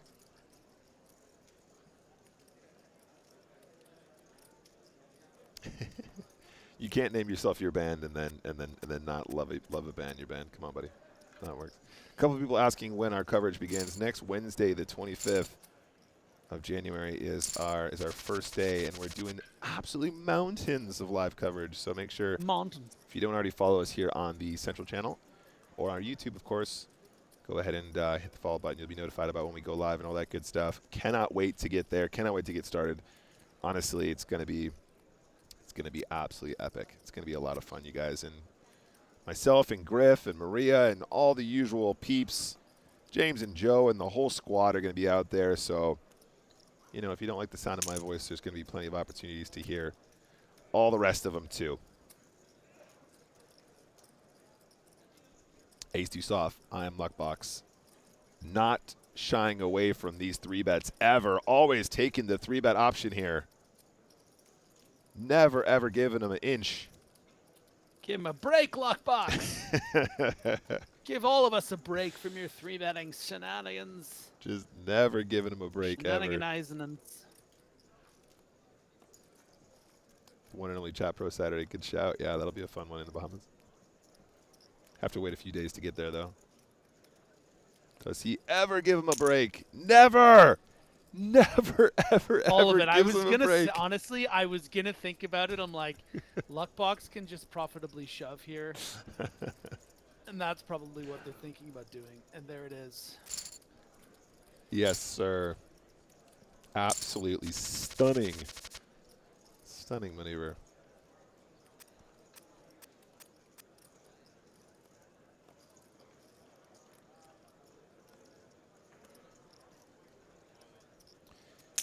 Yeah, it's so funny, isn't it, you guys? You're just like, I'm pretty sure there's a spot he can do here, and he's just always doing it. He's always at it. 9-7 off coming in with the raise, so obviously willing to play this wider range. Now he's got a few more chippies. Very different dynamic than a few hands ago when we saw him folding the stronger king-6, of course. That's why you see that slight adjustment there.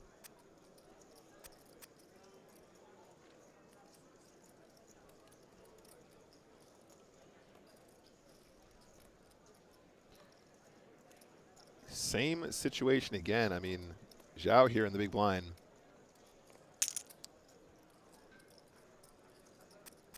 Looking very short.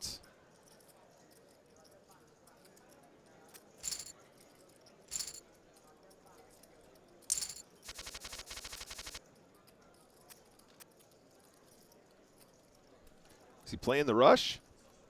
I don't know. A6 off is getting pretty loosey-goosey here, in my opinion, but he is going to play the rush. 3 in a row. He's going for it. Our friend Elimination has the ace-queen off now, though.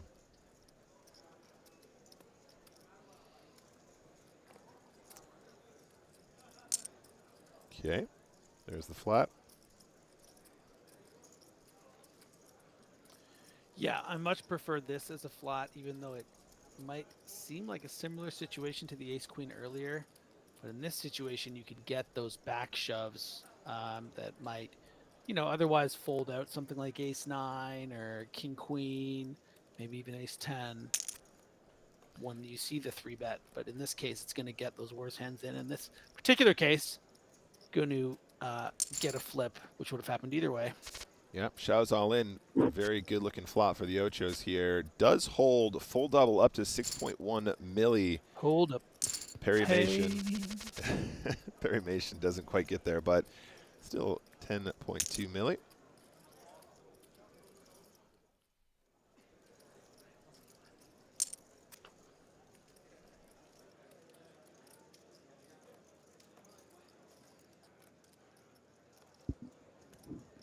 Could you not?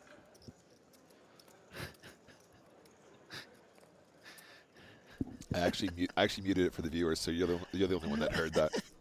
Really? Yeah. Oh, that's funny. Get the call out regardless. Thanks for that, buddy. Sorry, chap. Queen 10 suited does decide to check on the flop.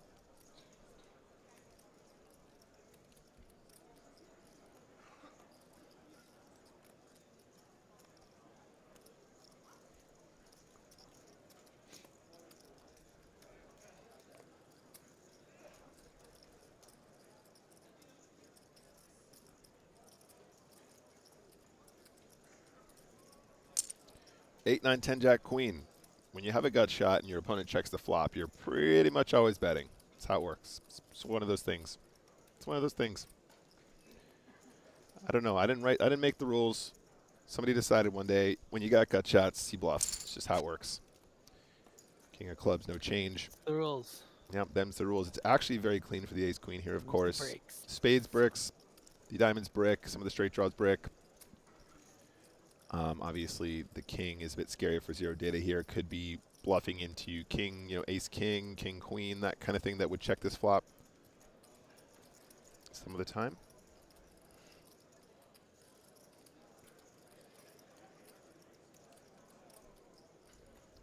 Blocking king queen. Let's go. 4 million. Boom. Yeah, it's quite ballsy. Oh, I was joking, but yeah, sure, why not? Zero data putting in 8.4 on the river. Absolutely savage. Shipping it in there. Griff. Unreal. Unreal. Unreal. What is this, a 5K or something? What is this, a 5K? What is on Luckbox, Michael Adamo? Yeah, making a move against Makita, though. Man, brave indeed. And zero data, turning that queen high into a successful bluff. 13 million of them. Telling you, every time you give that guy a little bit of data. Amino has the easiest shove of all time. Come on, must be. There it is. That's it. Don't get much easier. Yeah, just, keep it simple.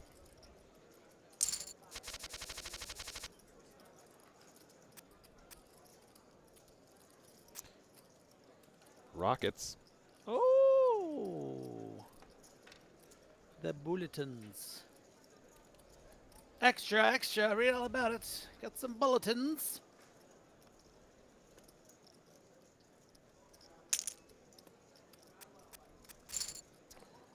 Nothing. Snaps. 100% snaps. Nothing. Nothing but snaps. Oh, hello. Hello, King Queen. It's like we've seen you before. Perrymation. Yeah, and what do we do with King Queen in early position, Nick? We always open it every single time. Thank you, sir.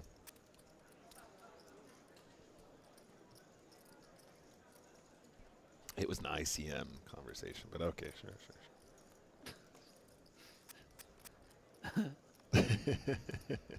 Queen 6 off in the big blind now, guys. JD2610 asks, so confused why they can see everyone's hands at chat. Well, JD, it's called the honor system, and if anyone else tells you different in the chat, I mean, who are you going to believe? You're going to believe the talking heads? Or are you going to believe them? Oh, sure, Day Stella. For anybody out there who's watching, who hasn't seen these streams before, what you're watching is a recreation of hands that were played 30 minutes ago. That's why we can see cards up. And, of course, that is done to protect the integrity of the game. So these individuals cannot see the cards in real time, and therefore not glean any information in real time. Of course, this is broadcast with a 30-minute delay, so if you watch the stream and you're still playing on this table, you can get some information, but everybody has the same benefit. And I'm sorry if you're not a fan of the stream and you're unaware of this happening and you're on this final table and you're not taking advantage of that. I hope you lose anyway. Just kidding. That was all really good, Nick. Just like you practiced in the mirror. Even that stuff at the end there that seemed improvisational. I know Scripted. you practiced it. Scripted, man. Yes. Yeah. Jacket seated. I can tell you, your eyes were moving to the text you'd written, little teleprompter. Guys, we have another situation. We got Mr. Adamo. Yeah. And he's in the small blind with a hand that he's probably always going to play in some capacity. Decides to flat. Crusher Vandy says, unsure if you're really kidding. Well, I think. Barry Mason, peel one off. Come on, it's fun. Deuce 4 of hearts. Yeah.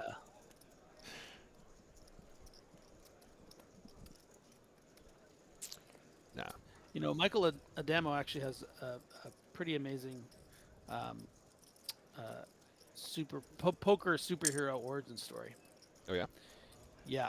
He was bullied on the playground as a kid, and someone called him a dumbo, and then he decided he was going to become the smartest poker player in the world.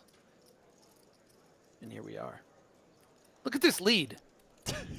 Look at this lead. He's doing things people aren't even thinking about. Would never have done this. And he's like, oh, the 5 of And clubs. he's still ahead. Biggest break ever. I can just kind of try and get. Still ahead. I can get more value from the diamonds now. I'm just going to go ahead and put in 3 right here. Oh, man, that origin story. That's a Griff classic for sure. A dumbo. He's just trying to make a dumbo work. He might have inadvertently made a dumbo a thing now. Made so well done. What's Fish going to do? I mean, this is like these two are really good. Like, yeah. These two combined as Fish 2013 bets 2.275 million, and unfortunately, I don't think that Adamo is going to call this because, yeah, no. Yeah, between these two, man, some seriously crazy skills.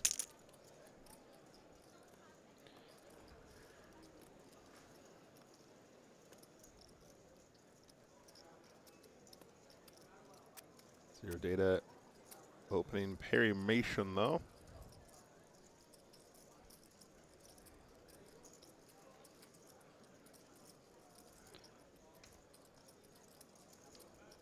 $2.2 over under. Over. No, under. No, under. Oh. So you changed the under. I gotta go with my gut next time. You mess it up. Now you have to marry your mother-in-law. There are some people in the chat will get that one. It's a real game of consequence. Ace deuce of spades opening up. Oh, Fish with a really pretty looking queen jack of hearts here. Yeah, let's go. Let's see a flop. Yeah. However, ace queen off, easiest squeeze of the entire game ever in the history of poker. Pretty much mandatory, in my opinion. It gets pretty good. This is nice. This is a nice little shove. Lots of dead money already in the I middle. don't care how you pronounce it. Xiao or Jiao is all in here. Yes, sir.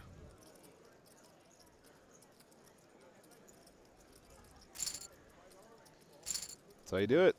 8 million, 8.4 for our Brazilian representative.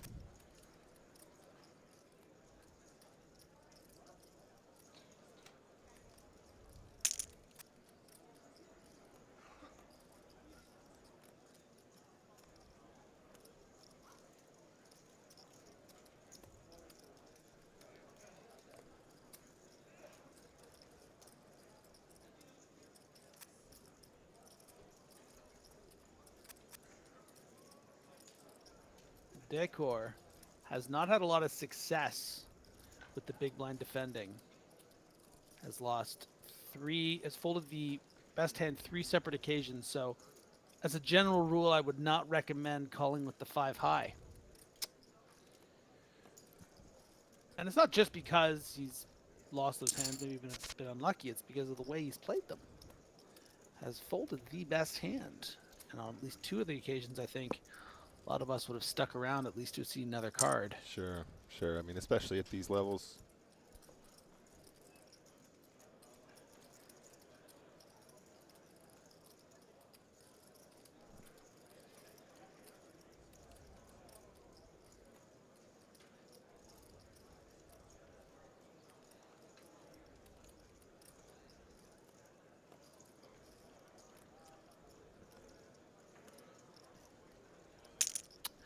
Oh, that's how you combat a little trash talk from the commentators. You whip out the chat. Oh, you didn't know I had that in my bag, did you, Griffin Benger and Nick Welsh? Very impressed. Decor, you know what? Just when I thought you couldn't get any dumber, you go and pull off something like this. And we disappear into thin air. You guys, I gotta be honest with you, I am now in the void. If you can still hear me, I don't know where I am. It's dark. I'm hoping Nick will be able to figure this out.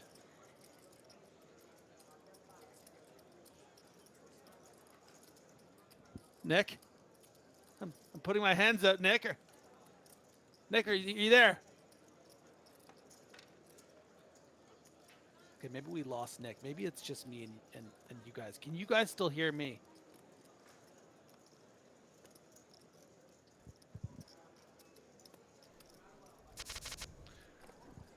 Raise and take it from Shao Matthias. You know what? Nick was holding us back anyways, you guys. Let's do this.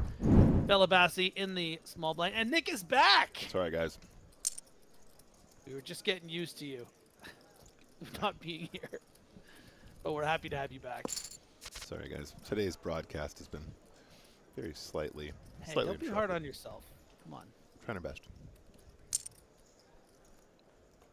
Fish effectively outflopping Belabassi with this gutter. And I have a feeling that Fish is going to probably win this hand. Although the percentage is at 36%. Let's just say he wins this pot now 100%. But had he just called on the flop, probably like 80% of the time, 75% of the time. Position, gutter to the nuts. Fun to ask those questions, you know? But instead, he just finds a weird way to win it with a min raise. Would I have done that? Would Nick have done that? Well, Nick would have been too busy trying to fix the stream. Would you have done it at home? Who knows? But that was pretty impressive. I love watching stuff like that from some of the best players in the world. In position, min raise, take it down. 9-7 off. Possible defend. I mean, these guys are so confident post flop. Does decide to just lay it down, though. Someone named Dr. Fleisch is in the chat. Excellent TV show that just came out. Fleischman is in trouble. You seen it? No, but Dr. Fleisch is a reg on my streams. Hello, sir. Welcome. Well, Dr. Fleisch, I recommend you because Fleischman and the character Fleischman is an actual doctor. I don't know if that's a coincidence, but the doctor is played by, oh Christ, the social network guy, Zuckerberg. No, the actor. Oh, I always forget his name. I know the one you're talking about. Lex Luthor. That's what he's famous for. Just a moment, though. We got some situation going on here, guys. Yeah, we do.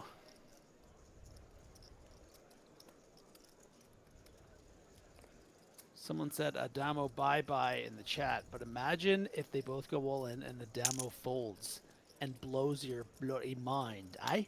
I don't know. I think I'm folding jacks here if it goes shove. I mean, Belabassi is going to be loaded as the third man in with all this all-in action. So if you reckon Belabasi bottom of range here is ace king for the high cards and jacks, Maybe. tens, maybe. I think it. Maybe tens is put in, Maybe. but tens is probably just folded for ICM. So it has to be jacks, ace king plus, and you still have to beat Perry Mason who covers you. I think there's a reason to fold the pocket jacks. Yep. I would agree with that. And if we do, we can call him a demo. Demo. Demo. Now, is Balabasi thinking about folding? All right, guys, get your votes in. We got a poll going as well for the jacks. Oh, pull it up. Pull it up, guys. Pull it up.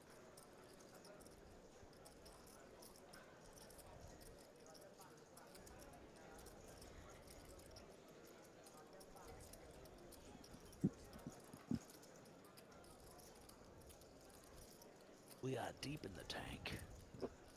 We are deep underwater.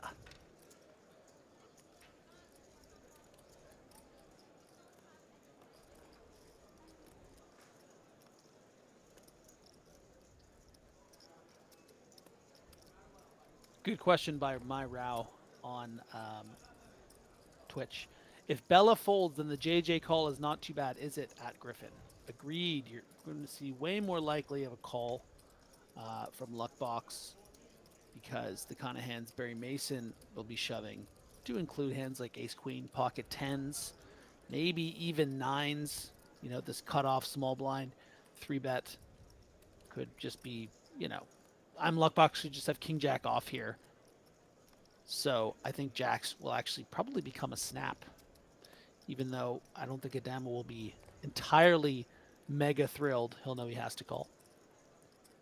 Is that a fair assessment, Nick? What do you think about that? Yeah, I think you're absolutely right. Yeah, 100%. I mean, you would know better than I would anyway, but I think that was my interpretation as well. I think, you know what? I just think, especially because we've learned a lot over this final table, I think, about how the kind of hands that are being a 3-bet in certain situations. So let's pretend Balabasi doesn't have the ace king here, right? Mm-hmm. Luckbox isn't just 3-betting the jacks, all the king jacks and the king queens and the kind of hands where Perry Mason will look down at even ace jack suited maybe and think there's a lot of dead money out there. But Balabasi does go for it, and I can tell you, Michael Adamo has run the numbers about. So this is the problem. Would Balabasi take that much time with kings or queens, right? No, probably not.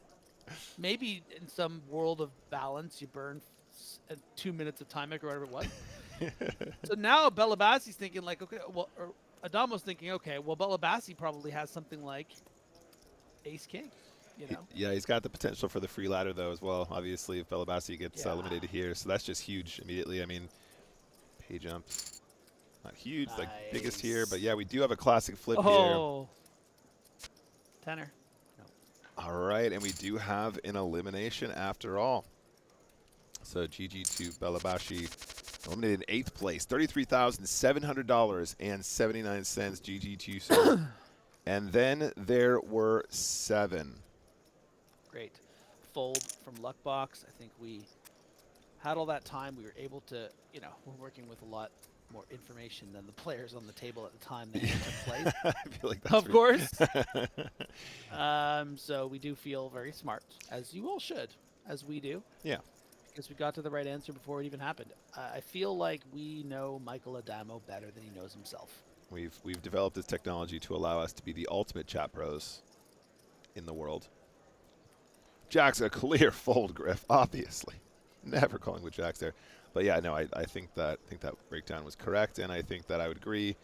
And ooh, boy, this might be an elimination right here. Shove 22 big blinds, cut off big blind. Oh! Show, Matthias. Show, my man, gets the 2-outer on the flop to make that set, and our Makita Fish 2013 takes that absolutely massive bad beat on the final table. 7 remaining. Shao Matias representing Brazil up to 18 million. Our new close to chip leader. In fact, second in chips at this stage. Yeah, and everyone tell mom that you're not coming home for dinner, because if I've learned one thing about Fish 2013, aka Mikita Badziakowski, is he plays a short stack better than anyone I've seen. So we'll find a way to survive. That's going to probably slow down the proceedings a bit. But Jao Matthias survives, doesn't get eliminated in 7th, and we venture on. Yeah, Makita, such a boss. See if they can play their way out of the short stack now, as the blinds are now still 200K, 400K. We're just looking into the short stack territory for many of these players. I mean, listen, if you have plans to go to your mother's place to have dinner, I think you should probably still go. But you're probably going to miss the finish of the climax of the final table. That's all I'm saying. Put it on in the background, you know. Bring the phone to the table, you know. And say hello to your mother for me. Perry Mason, 23 million. Big chip lead here with 60 big blinds. Can we get some claps in the chat for Griff, man? Who else brings this kind of energy to a stream? Come on. Amino is in last place in chips with the 12 bigs. Might see this as a juicy little get-through spot with ace-5 suited, and it will work. Yeah, yeah. So the question is, does Amino have the ammo in him? I mean, it's sourdough suited, so yeah. What rules do you? rules, I right? mean, it's rules are rules. Like I don't know if you guys have been following the poker culture recently, but you're just always all in with ace-5 suited. It doesn't matter. It doesn't matter the circumstance. There it is. There it is. Hey. That's how you do it. Has superpowers. Speaking of ace-5 suited, Perry Mason, 22 million to start the hand, does decide to open up.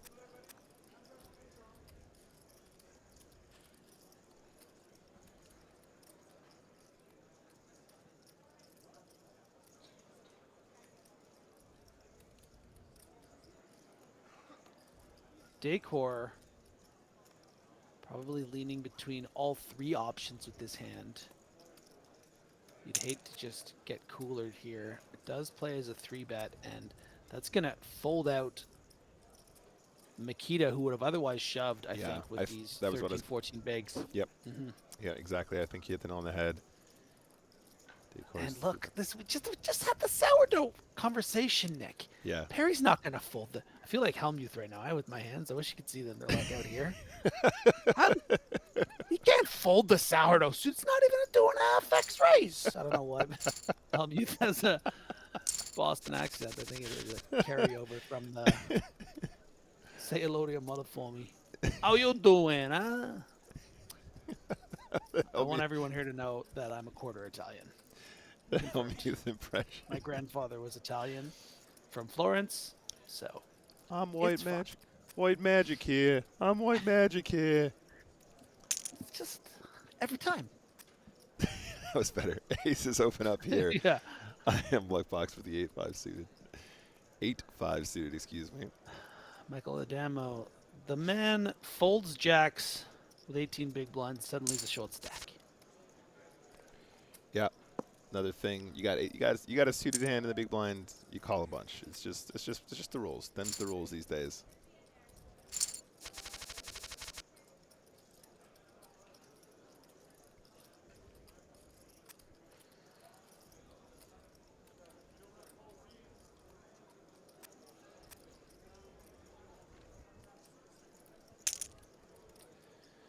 Here comes the raise.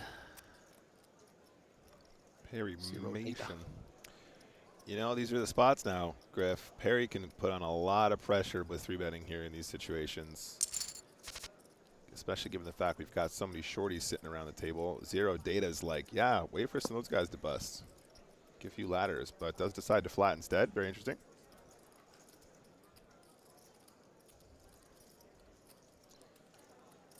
You know, Perry with a bit of a range advantage here on this board. So even though Zero Data has flopped pretty well with the ace-8, you would hate to get check raised here, and I think that's why we see the check back. So a great opportunity actually here for Perry Mason to win at Showdown. Yeah, no, and I think when you look at these spots as well, you know, when you're looking at some solves or whatever, a lot of the time when you do have this kind of a gut shot, when you do have a high card, they do sort of tell you to Oh slow it down. my goodness! There's the improver for ace eight. Because you got showdown, you've got showdown, and you've got a draw. When you got less showdown, you can bluff a little bit more aggressively when you have these kinds of draws, and that's kind of the rules. Yeah, I don't know. It's weird the way this is played. Zero Data is basically just saying like, yeah, check this down with you, and I rivered an 8. But what kind of 8x hand sort of checks down to the river here? You know, King 8, Queen 8 suited. These kind of hands would probably be betting the flop. So when you're breaking down the range here, and you block Ace 8, maybe you are thinking about this is kind of nonsense. Ooh. And that's I think why we see the call, because it's repping really thin, right? Like a 7 would have bet by then. You know, he's just saying I have an 8. Right. And those 8x hands should have bluffed by now. So the only hand I'm losing to here is Ace 8. I block Ace 8. I've ran the numbers I need to call here. So yeah, I agree, and I think like I think you can still check if you have a high card and you've got like the straight draw on that flop. You can still be checking it. What was the middle card? The ace 6 or something like that was the up and down straight draw. Was it a 6? Whatever. There was an up and down. There was an up and down opportunity on the flop. Is what I'm saying. And when you have the high card, you can check. But if they check the turn, it was 4, 5, 7. Yeah. So it would have been ace 6. Yeah, right. And so what I'm saying that is hand wouldn't turn into a bluff either on the river. It's right, ace 6. So right, exactly. So basically what you're doing there is you're trying to call to beat the queen 10s and the queen jacks that just gave up and decided I don't want to lose to ace deuce high on this river, you know? Yep. And that's why it's a great size up too, because you want to make it look as bluffy, as balanced as possible between bluffs and then the 8. Yeah, I love that. Nice little cool hand. A lot of cool hands. These guys kind of know what they're doing. Yeah, they really do. Yeah, Zero Data so far has had a couple really spicy ones. That was a very nice line, and obviously that double pot river jam queen high situation against Makita was pretty spicy too. Yeah, you know, I think the thing that I'm most excited about watching the rest of this final table is how these two players that have a combined probably $75 million in live earnings between I'm Luckbox and Fish 2013, not even including all the live stuff online stuff, that they've won, how they're going to maneuver these short stacks, because we've seen them with bigger stacks over the course of the FT, and frankly, they've gotten unlucky. They've lost some big flips. They've had to make some big folds with monster hands. We just saw Fish 2013 lose to the kings to the 7s. So this is the thing: is let's see how tough of outs these guys are. Yeah. It's not just going to be one quick thing that happens. I think it's they're going to find a way to survive. Oh man, this is a very, very cool spot for Perry Mason. Top pair, good top pair as well with the Firmino last. There's already 2.1 in the middle. I don't think it's completely ridiculous to see that the chips go in here. I think the chips, as a rule, kind of have to go in here. I think they're supposed to. You know, I think this is close to 100% range open on the button from Perry Mason. Yeah. This D-bet's going to come in. You need to protect this the queen 6 top pair that's going to, you know, not be top pair on the turn most of the time. And you only have 40% more chips than the person in last. Yep. I think you just got to shove and hope your opponent doesn't have I mean, what's he going to have, Nick? Pocket kings? Yeah, right. Come on, get real. Perry Mason? Just rips it in. Amino last at risk. Kings still holding on the river. Amino last eliminated and out in 7th place. Nothing to scoff at, though, Griff. $45,834 for that 7th place finish. GG to you, sir. Yeah, you know, obviously not the result you want finishing in 7th place coming in as a chip leader, but this FT has been very fluid. You know, wasn't able to really get a ton going, and then unfortunately, even though coming into this hand, you know, being in 5th in chips, just ran into a stone cooler against Perry Mason there. Ooh, nice shove spot here for Adamo. So just to keep everyone appraised online about who some of these players are, I think it's important in case you're not aware. I'm Luckbox is widely considered the best tournament player in the world right now. Nick, is that a fair statement? Yeah, At yeah, least by the highest players. So sure. Michael Adamo, you go on Hendon Mob or whatever, what have you. I'm Luckbox. You'll see some results that'll knock your socks off. Had one of the best runs in sort of poker history, I think, right before the pandemic a few years ago. Fish 2013 is Mikita Badziakovsky, who's one of the best cash and tournament players in the world with almost 40 million in earnings.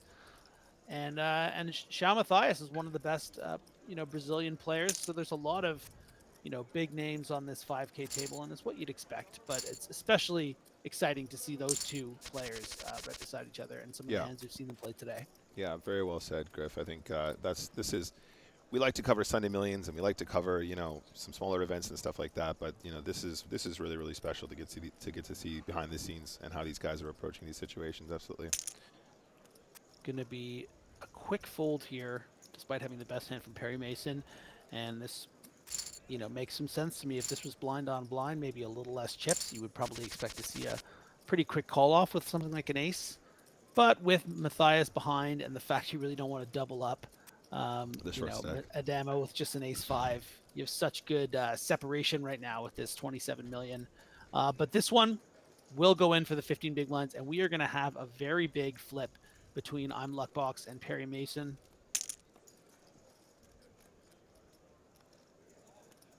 Yep, absolutely. Seems fairly standard here. Just getting shorter. Hands kind of play themselves here.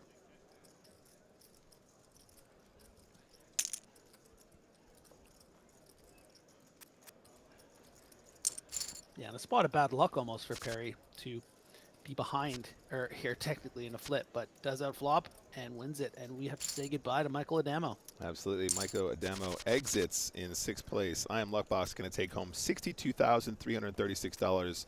Still a very substantial score there, but GG.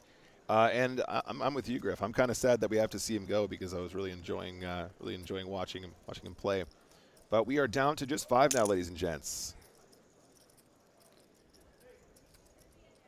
Yeah, great spot for some chip acquisition here for Decor. It's almost unfortunate for Jao Matthias that the big blind doesn't have something of a similar stack to Decor, because I think you can just open shove here for 20-ish bigs. But because Zero Data has that 30-plus big blind stack, pardon me, you kind of have to just open or fold this, and does open and then has to fold to the shove. Yep, exactly. Ace-10, I think that stacked up pretty clean. Even though Fish is significantly shorter, I just think it's just a spot you're never going to miss there, especially against one of the bigger stacks. Action going so fast as well, Griff. We always comment about this, right? Like, these guys just play so much poker. There's just very, very little tanking, at least, in the more standard spots.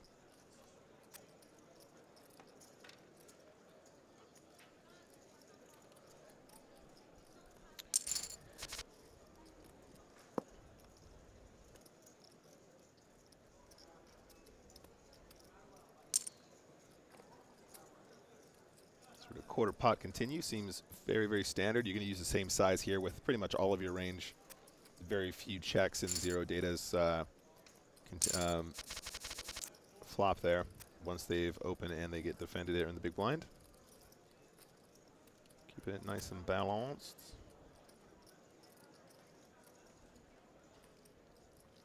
Won't see many walks, I don't think, here.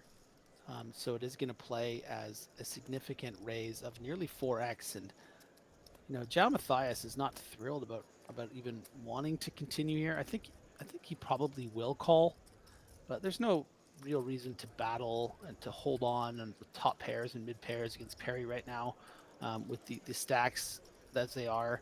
So we'll see. Oh, but that's pretty nice. And you know what's great about it too is that Perry has flopped a little piece with that bottom gut shot, so it might give Perry reason to play aggressively over many streets. Has flopped some equity. I think if Perry had a club in his hand, maybe would be more likely to bet. Oh, this is actually a double gutter. Wow, Nick, you see this? I was going to say the double belly buster. Wheelie. The double belly buster. Imagine just the deuce of diamonds. it's very, very well disguised, isn't it, when you get there in these situations too? So it feels really great when you got these double gutters. Yeah, this is not a good card for Perry, but is going to be aware. Zhao isn't just going to call a near 4x with like king 7 off, right? So I think Perry is recognizing that Zhao is going to have an ace a decent amount of the time here. Were this just a gut shot, I don't think Perry would necessarily be wanting to fire out these big bets. But, I mean, even if Zhao Matthias has, like, pocket 10s, probably wouldn't have shoved pre-flop, right? Pocket 8s wouldn't have shoved on the pre-flop because of the other short stacks. And those hands probably have to fold to this big bet. So I understand the logic. Perry has that double gutter, can still make the, you know, not the nuts, but very, very strong straight with a deuce. Yeah. Yeah, I mean, I think it's the effective nuts. You feel really, really good about that a lot of the time. Now, does Zhao ever consider protecting here and just shoving? You know, you would hate to see a club or an 8 or a 6, and that's what happens There you here. go. Wow. You know, let's just take that pot down and get up to 20 million and not have to worry about, you know, getting sucked out on. Yep, so much dead money in the middle at that point, but yeah, can definitely see where Perry was at there for sure. Kumiski asked, "Where is Adamo? I left for less than 10 minutes. He got moved." Balanced off. Balanced off. Yep.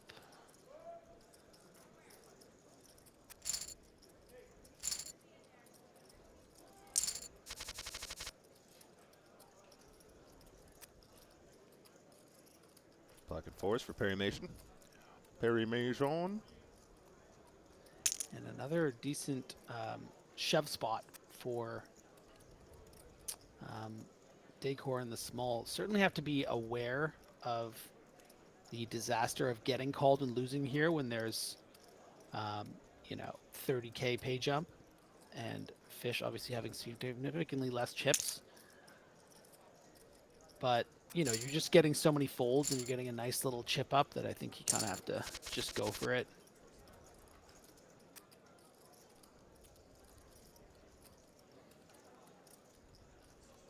Go for it. Connect 4. Play Connect 4 when you were a kid, Nick? Sure. Go for the glory. Go for the score. I don't remember the jingle, but yeah, sure. Play a little bit here and there, hither and dither.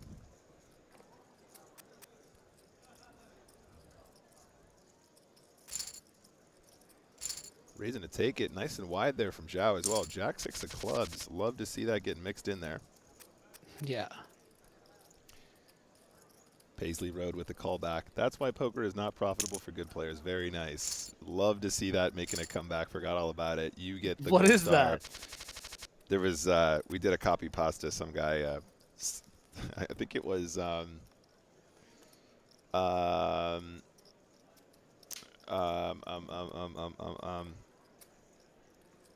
extremely well-known Spanish player. Help me. Come on, chat. Help me out. Mateos, thank you very much. Okay. Adrian Mateos, like, basically got all the chips in on the turn, like, you know, crushing, and just got rivered, like, savagely, like, rivered. And this guy just goes, you see, that's why poker isn't profitable for good players. And it was an You wrote that in the chat? Yeah, and then it just became a copy pasta. It was amazing. Oh, that's great. Yeah, it was. What's a copy pasta? When you copy something that somebody said, and then everybody copies it, and then they flood the chat with it. Oh, I've seen that happen before. I was always thinking, like, what are these guys doing? I've had to. Somebody had to teach me that when I first started doing Twitch as well. It's just like this thing people do just whenever they see silly stuff in the chat. Okay. Because Mateos has never won anything. Exactly. The keys to the Lambo was a great one as well. Curling Master, that was fun too. There was another comment that became a copy pasta. It was, that's why you have to bet this river. If you check to a player in position, you're giving him the keys to the Lambo. that was a comment? It was a comment that became a copy pasta, yeah. That was good. That's great. Yeah, classic. All right, we're on break. All right, guys, another break. We have just 5 players remaining in this New Year's Series final table, which means we're exactly 4 places away from crowning our champion, who will walk away with over $290,000 for that first place prize.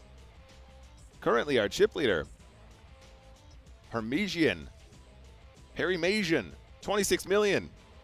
We'll be back in 5 minutes. Hello, everyone. Hello, welcome back to the Oh, Nick. so his name's not Perry Mason. He's just Parmesan. Parmesan. Parmesan.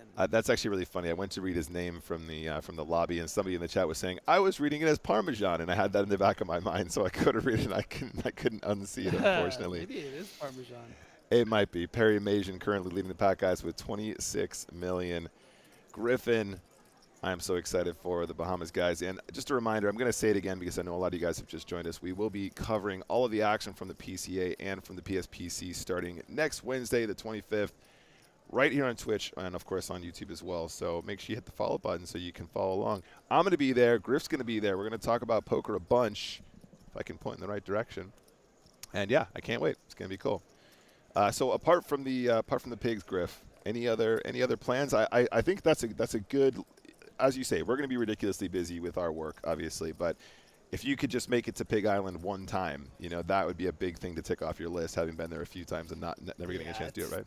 I was just kidding around. It's like a meme to me. I don't think I'll ever be able to go, but it is a nice idea. Water park. I've really enjoyed my time at the water park at Bahamas. So I don't know if there's one still there. I'm sure there is. Maybe there's more than one. Is there one at Bahamar? I think there might be. Yeah, I think there's a few at the Bahamar, and I mean, obviously I was most excited about trying to get some people playing some mini golf. As obviously you guys know, commentators will be doing a ton of working and not so much playing. So I was thinking maybe we can get a little bit of a commentator rivalry going. You know, see who's the king of the golf. Putt golf? Yeah, I'm down. Let's do it. Sounds good to me. Sounds good to me. Oh, my days, guys. We are down to just the final 5. Obviously, stick around and see who's going to be our champion. But New Year's Series final.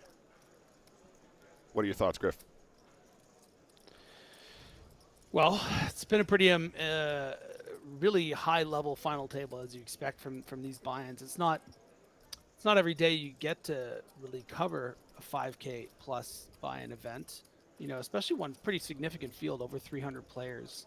And the cream does often rise to the top. I actually saw one question in the Twitch chat that was inquiring as to, you know, are all these players on the final table pros, or they're just some rich guys flicking it in? And certainly, you know, any buy-in over 5K or over are going to have a bit of a mix. They are certainly mostly going to be pros.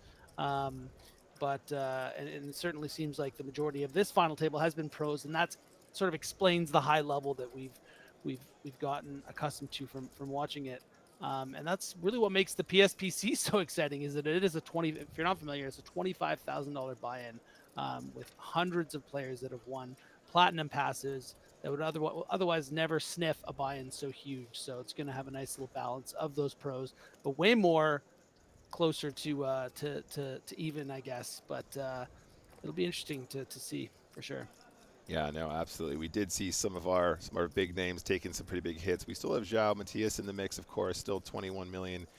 You know, second at chips currently, so still an opportunity to see him really continue to flex on everybody here. But Makita taking a massive beat with was it Jacks? What was the all-in priest? Was it Kings versus sevens, and João obviously spiking that 7. Do you feel like in situations where there's two guys who are very well known with lots of experience, do you think they're more likely to be more aggressive with some of those smaller pairs? Obviously, João taking the opportunity to put the 7s in. Do you think it was a standard spot, or do you think it's one of those dynamics where you go, I know this guy's capable of making more moves, therefore, you know, a shove like this seems more reasonable? Yeah, I think that particular situation was entirely standard. You know, cutoff, big blind, the cutoff being, Sure. you know, one of the chip leaders at the time. You know, you're sitting there in the big blind with 22 big blinds. Most of the time, those 7s are going to be going in, and it was just fortunate for João to pop off that 7. Absolutely, man. It's always coming 7. We haven't even done any of that. Where's that bit? Did that bit die in 2022? Why haven't neither of us said it? It's always coming. It's the 7s. It's always coming the 7s, guys. Well, we're back to the action. Let's get back and see our final. All right, guys. So, little queens open, big blind defend situation going on here.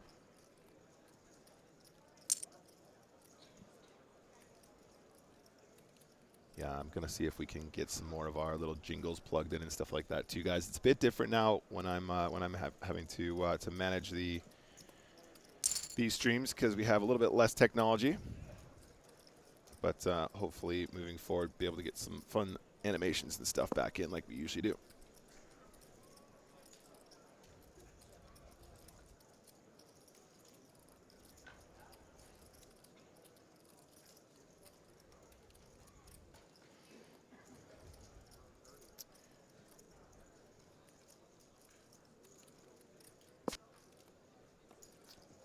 So Zero Data does opt to slow down the turn here.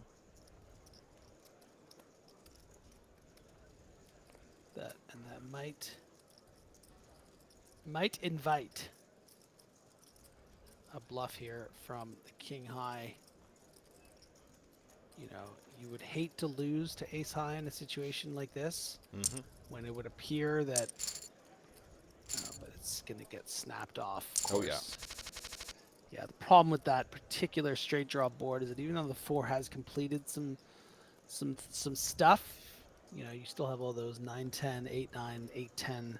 So the king 8, I don't know if it's the right move to bluff there.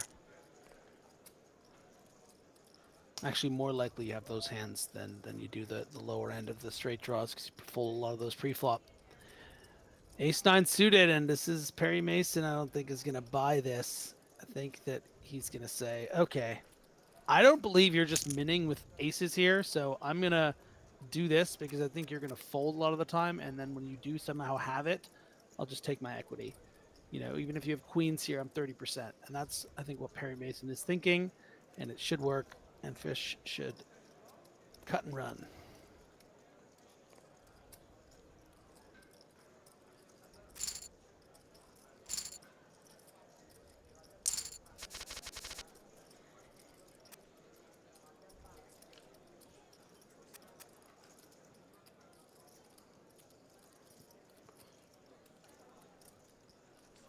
Blind beat blind, 5 deuce of spades though.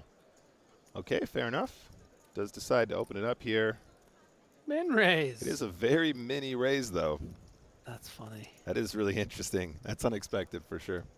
I've been seeing some unexpected stuff all day. I mean, this min raise is a way to say, I mean, look, if he has 10 deuce off, he's just going to fold, right?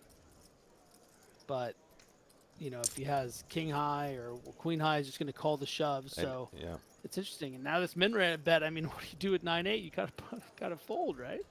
So tricky stuff from Zero Data. Yep, love it. Oh, 800K Fish. Come on, please. I never asked for anything in my life. That's not true. I've been so lucky in life. Jow, pop it up. Jack 10 suited. You know the rules. It's Jack Got 10 a lot of suited. Brazilians at home that if you folded this, they would never forgive you. Jack 10 suited. What are you going to do? You're going to play it. You got to play it.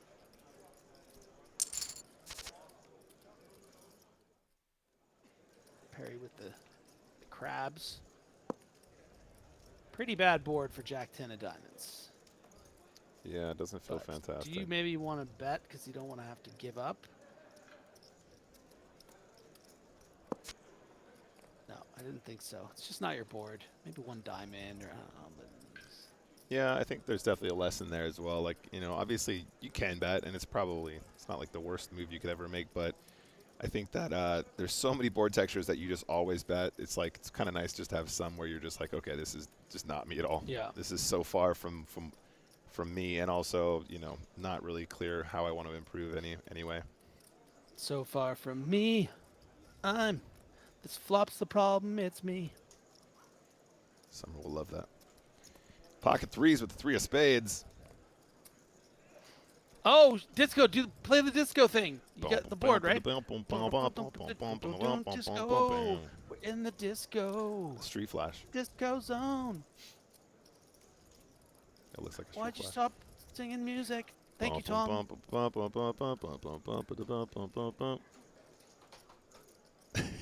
Whoa, did you see the camera go up? Did that I think my banging brought the camera a little. There you go. Now my now I don't know what's what. Oh, Griff Benj. Okay. Okay. Yeah, I'm okay. Keep that spine real straight now. There you go. Yeah. There you go. Yeah. Very slight. If you can get a slight tilt, that would be fine. Okay, wait. I want to go like a little. There we go. Yeah, we're makeshift today. We're.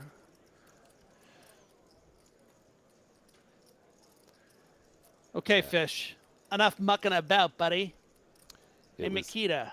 What else do you want, huh? He was discoing, and also it was kind of like a street flash, but not quite. It was a straighting and a flushing, but not at the same time. Not going to the street flash. Oh, My money's on King 6. Jack currently Always on ahead, the you turn. guys, Oh my god, there's a king folded. What did I say that for? I'm so stupid. and our guy Nikita gets the full double. Fish 2013 up to 4.8 million. All big blinds. Like I said, very tough out. Outlasted our boy Adamo.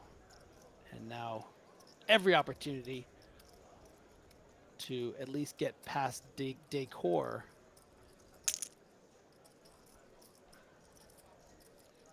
Man, ace queen off. I mean, I don't know about you, Griff, but these are the spots that start to get kind of weird when you're so deep. I think I prefer a flat when you're in these situations with ace queen.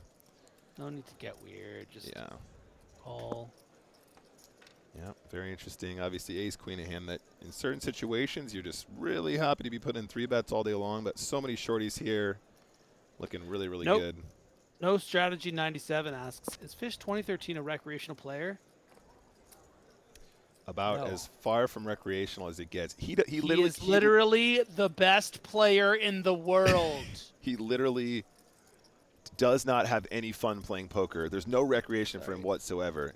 My phone just started ringing. It's Phil Hellmuth. As soon as I said that, it's got words for me. And I got a text from Adamo who just said, "You just said I was the best player in the world." Oh my God! Just, how many people are watching this stream? Can't I just work in peace? If a recreational player plays for fun and a professional player plays for profit and for a job, he is having absolutely no fun playing the game of poker. He hasn't for many years now. There you go. But he's making lots of money. Uh-oh. We got another disco, Griff.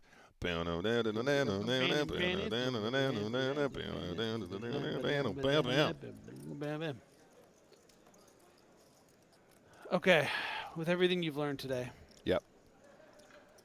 what are the total tournament live poker earnings for one Phil Hellmuth Jr., and I will let you Oh. guess within, I'll give you within 5 million. Oh my God, I'm so bad at these, dude.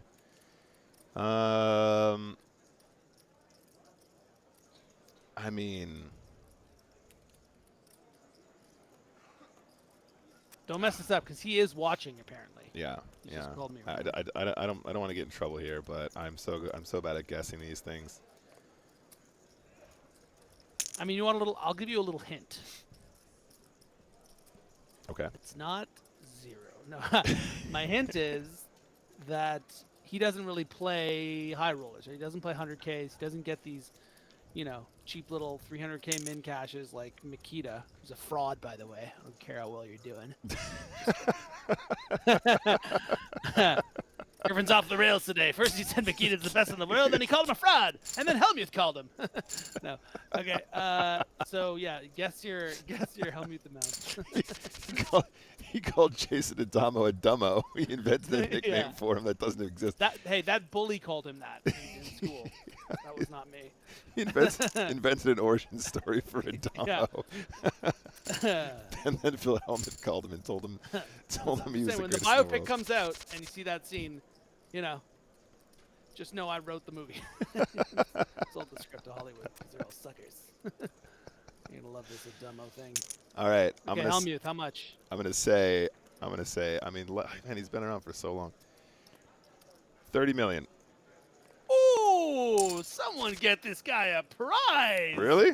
$28,430,994. You are a quick learner, Nick. I'm trying my After best. the completely fumbling the bag on Makita to open the scoring, you nailed Sam Grafton, and then you completely nailed the live tournament earnings of Phil Hellmuth Jr. I'm very impressed. Thank very you. proud. Thank you very much. We're getting there. We're improving over time, and that's all you can ask for. You know, it's like the game of poker. Really is. It's like the game of poker. Yeah. Back to the poker. No, let's not. This is not an interesting hand. Let's not even talk about this hand because it's gonna go check. But let's really zero in on this next one. Okay, Ace 10, King Jack. Parry.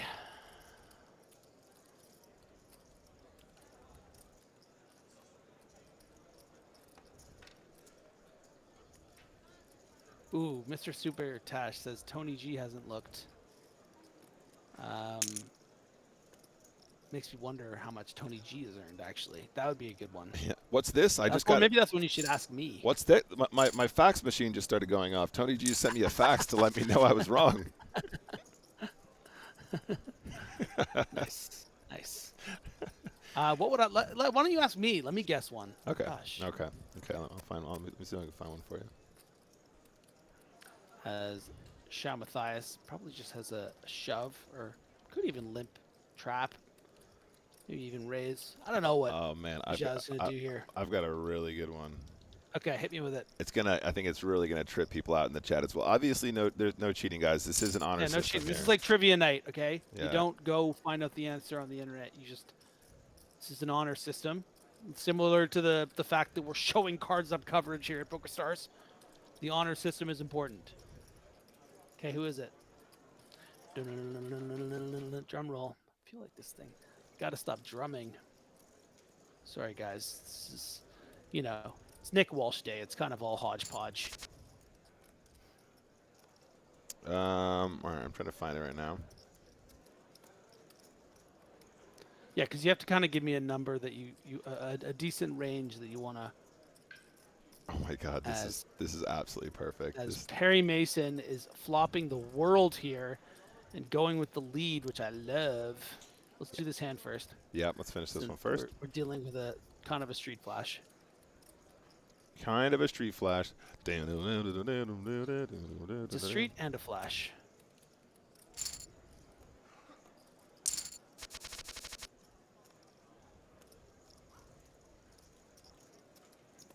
Okay, so. Okay, did he just fold to that lead, by the way? That's gangster. All right, this one's really going to trip some people out. Okay. And obviously, there's a reasonable answer for. There's a reasonable explanation as to why this number is kind of smaller than the ones we've been discussing. But Mr. Joey Ingram. Ooh. What is Joey Ingram's total live earnings, you guys? I mean, between what? Like how much swing are you giving me? I'll give.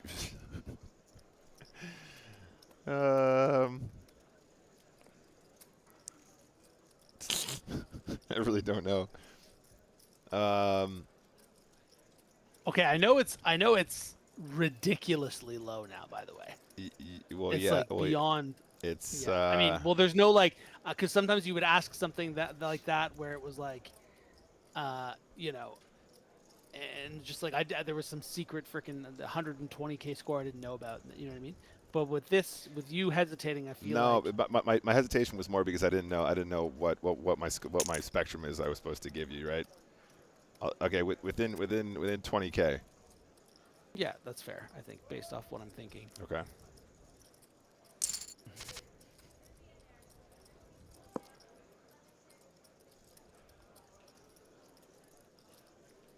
Okay, my answer is 20K. It's 43,000.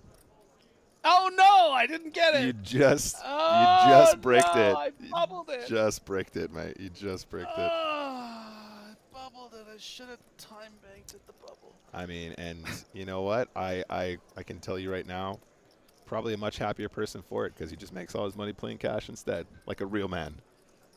Oh yeah, is he one of your heroes? I like Joey a lot. I was more a comment on how being a cash player just makes you a happier individual overall because you don't have to suffer through the the tournament lifestyle. If you don't want to be here, you can leave. Sounds like someone's really excited for the PSPC. No, you guys know what I'm talking about. Pocket jacks on the river, 100% equity. Can I get someone who's excited to be here, please? I know there's only 5 left, but Curly Master says, Nick Walsh fired online. Yeah, you heard it here first. Yeah. But appears to be much happier playing cash. That's what it'll say. No, you guys want to Oh my gosh, the shove on the river. A 6 is a straight. A deuce is a straight. Don't forget about the hearts. Brilliant little bluff shove here from Perry Mason. Called, I think, the C bet on the flop, if I am correct in that. Even if it did go check, irrelevant, because now all the money is in. That's what. And Decor and D3 C-Or is thinking, oh no, I'm only beating pure bluffs like King X of hearts with a single heart. You guys get what I'm saying. Oh, Perry Mason, the man, the myth, the legend, taking down that pot with the worst of it. Very nice. Pretty unreal techers. That's what we came here to see, Griff. Absolutely fantastic.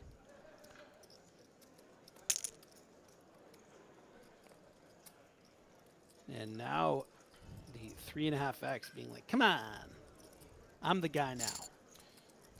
Tom says, Tom thinks I need a shot of mouth Walsh.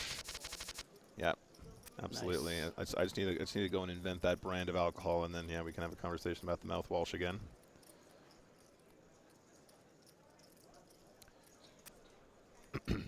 We were I was doing a stream with Arlie recently, Griff, and I sort of said, hey Arlie, if you could invent your own, well, if you could have your own sort of brand of alcohol, what kind of booze would it be, and then also what would the name of it be to sort of coincide with the brand of Arlie Shabam?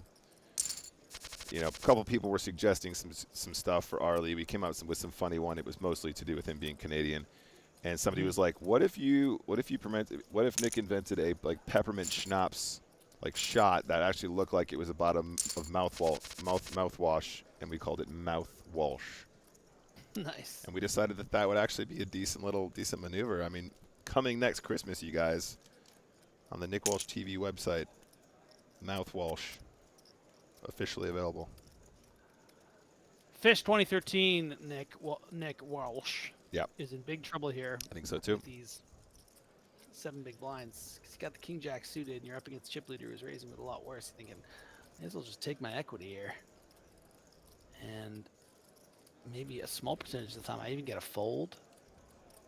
Sometimes I'm dominating him. We, of course, know that, let's just say we should be warming up our singing voices.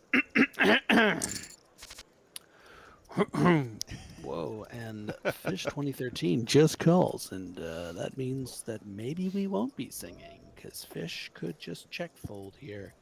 Although Perry is probably not. Oh, wow! Okay, that is impressive. We were talking about a spot like this, weren't we, recently? What was it? It was like the guy had 6-7, and we were saying, you know, if you got king high here, you just gotta call just in case he's got the straight draws or whatever. Yeah. Remember that spot? High, yeah. A little bit of a stop and go here. It's funny to do it with this hand though, because it's like. Yeah, it really is. Oh man, he's so good. He's so good. Yeah, okay, here's the call. That doesn't get through. Ooh, straight on board. Straight on the board. Hey, Griff, that was a chop pot. You know what they say.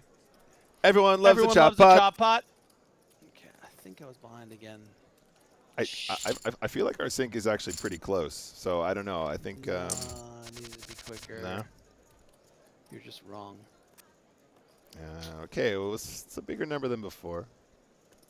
I think I can put some more like lyricism into it as well. Fish 2013 on the button, 9-8 off. Don't even think about it. Hey Perry, just make it 1.75 again. The guy's got a fold. He called it 1.75. Griffin needs to go about 2 seconds here. Okay, fair enough.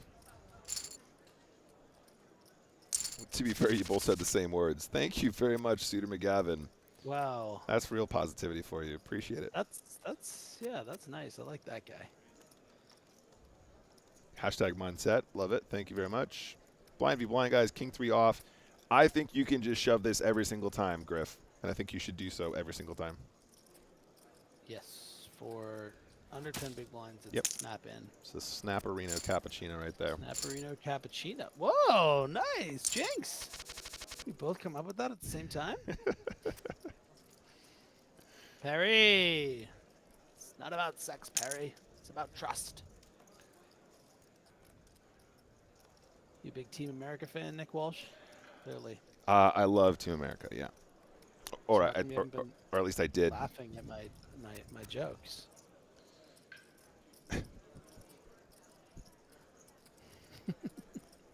Such a goober, Griffin.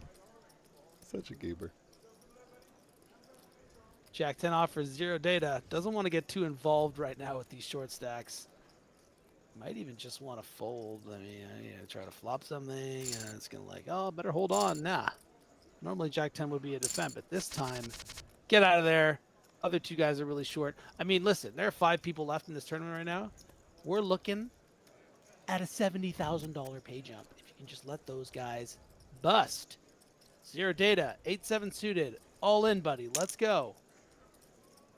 Yep, 8-7 seated. Very pretty jam, blind v blind. Oh, decor. Decor.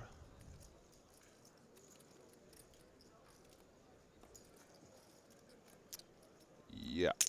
Fairly straightforward. Ace, queen of spades. It's a monster. It's going in. Nice little pick up there for decor. 4.8 mil. Ace, queen of spades. Nice one. Uh-oh. Uh-oh. Uh-oh, spaghetti-o.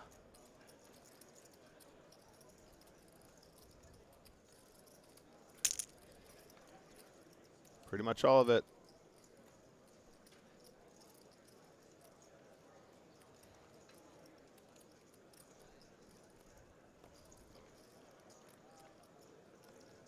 Apparently, I'm a little bit Wow. laggy here, Nick.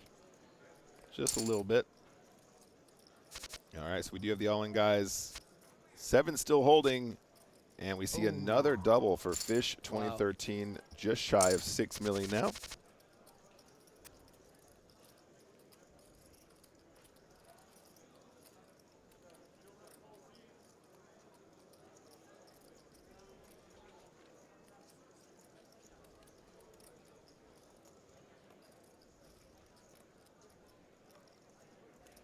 Nice little flip win there for Fish, putting himself into a position where he can potentially at least get to 4th place, which is a nice $30,000.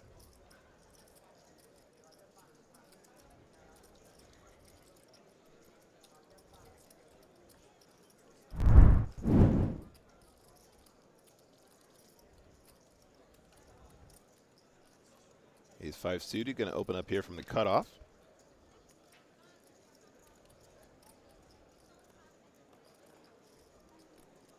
Decor, small blind, 9-6 off.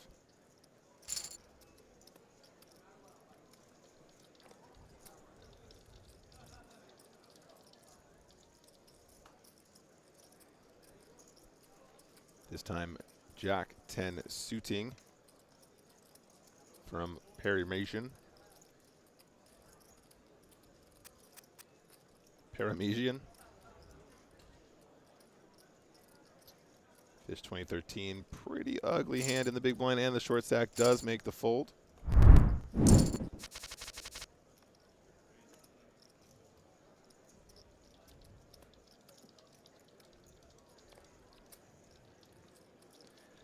I'm back, and I'm a little fuzzy still. Just a little But fuzzy. Guess what? You can still hear me, and we're about to see the unfortunate elimination of Nikita Vasilkovsky. Probably 6 could come. That's not a good start. We'd need a queen for a chop. It didn't come, and our 5th place finisher is Fish 2013. Yep, he's hit the nail on the head there, guys. 5th place finish, taking home $84,779.13. There are just 4 players remaining. I think there was a chance, Griff. They heard our weak performance on our last Chop Hot song, and they decided just to cut us off. They're like, you know what? Pull the plug on Griff Benger. We're not going to let him. I'm not impressed by your performance. Oh, damn. We do see the all-in. Calls Queen off. is Queen ahead. eight. Jack on the turn. Johnny. Oh, niner. Oh, there's Straight. the niner. All right, cool. Full double for Decor. Still in the running here, despite having the best hand there pre. The Canadian government was like, we can't let Griffin continue to embarrass us like this. Pull the plug.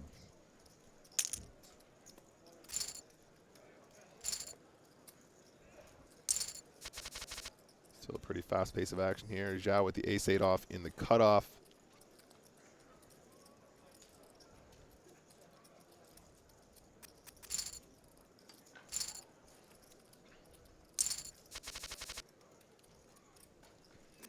Fast and Furious, blind v blind now. Perry Majan has a lot of chips. Absolutely mountains of chips here. Going to go ahead and just come in with the steal. Perry Mason is someone pretty sick, too.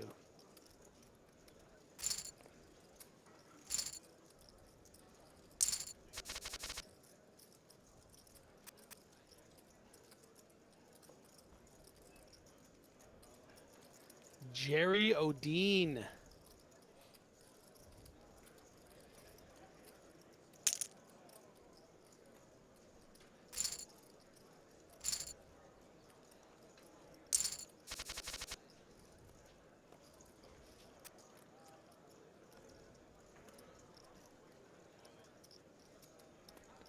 Ah, he's cute. He's a Swede.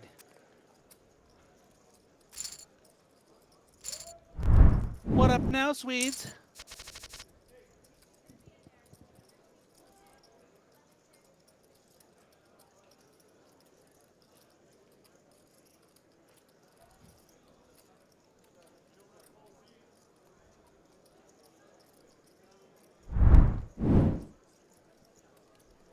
All right, pocket fives on the button.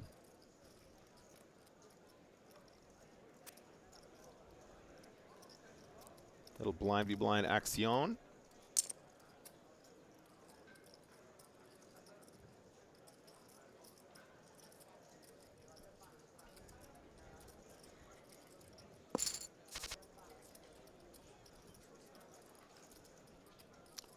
Jackie, sorry that we weren't here to do commentary for your day 2 of your Sunday Million a couple weeks ago. I think everybody was just off at the time. Last week we were actually meant to do a Sunday Million, but unfortunately we had more technical difficulties. Still trying to figure it out. Zero Data folding 5s on the button. Very interesting there.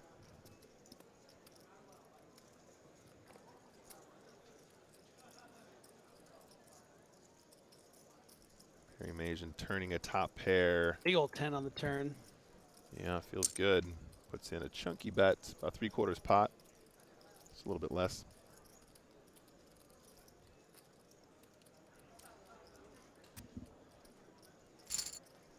Taking it down. The rich get richer.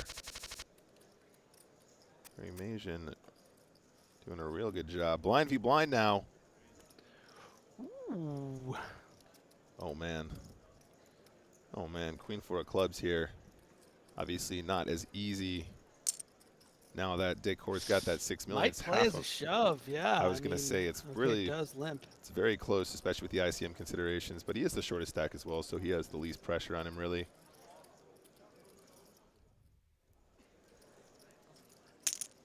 Okay, puts in a raise.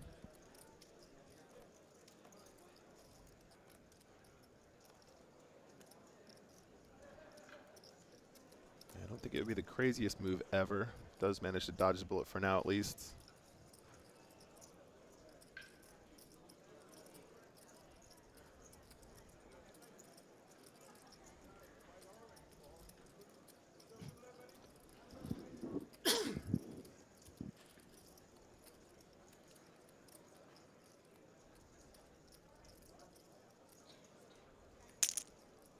Oh, not the time for it, mister. Not the time for a Zhao. Oh, man. This is like, do you just always flat here, Griffin? I mean, it looks so suspicious, right? But I mean, so much of your stack. Can you really make any mistake? You can't make a mistake once you put in that much of your stack, right? Click back. Oh, and sure enough. This is the last thing I ever thought to see here. It's Yeah, so funny. yeah, exactly. I thought we'd see the shove or the call, but obviously the click looking ridiculously strong here. Hello, Wild Joe. Minty Mouth Walsh, thank you very much. I'm glad to see a couple of you guys remembering that. That was a funny one. Okay, no improvements for the 8-9, but does have the continuation. The power of the C-bet remains in his hands. He's going to put in a C-bet, taking it down.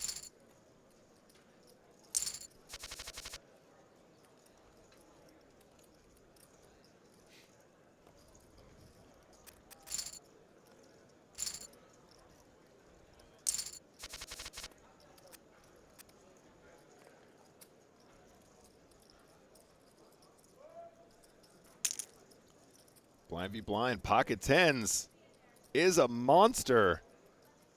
Zhao can never in 1,000 years ever fold this. Does call, is the significant favorite, but the clubs are in Perry Mason's favor. Ace on the turn, the nut flush on the river, and we see an elimination. A bad beat that takes Zhao Matias out in 4th place, taking home $115,302.78. GG to you, sir. Very, very unfortunate. What a bad beat, Griff. I mean, at this stage, 4-handed, that's an absolutely critical pot to win.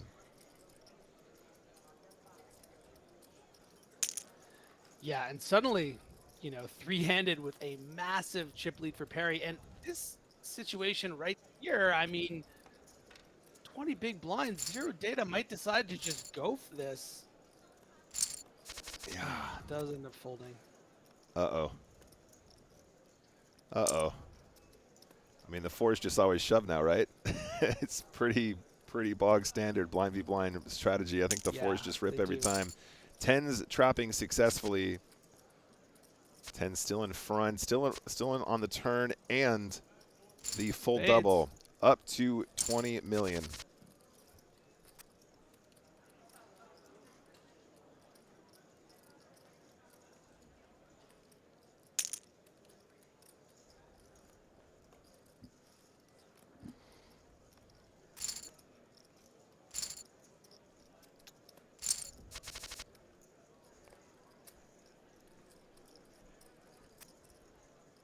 Blind v blind, both players looking like pretty weak here.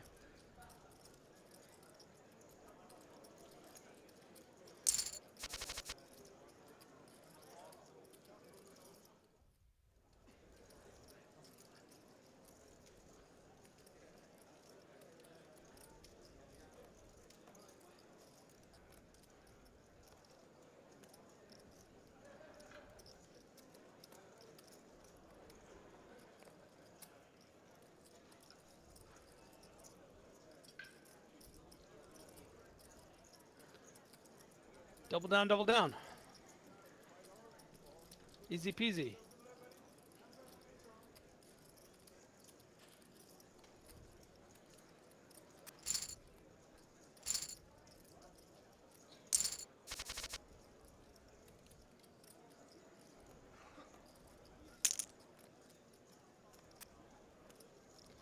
All 3 players now guaranteed over 150,000 US dollars.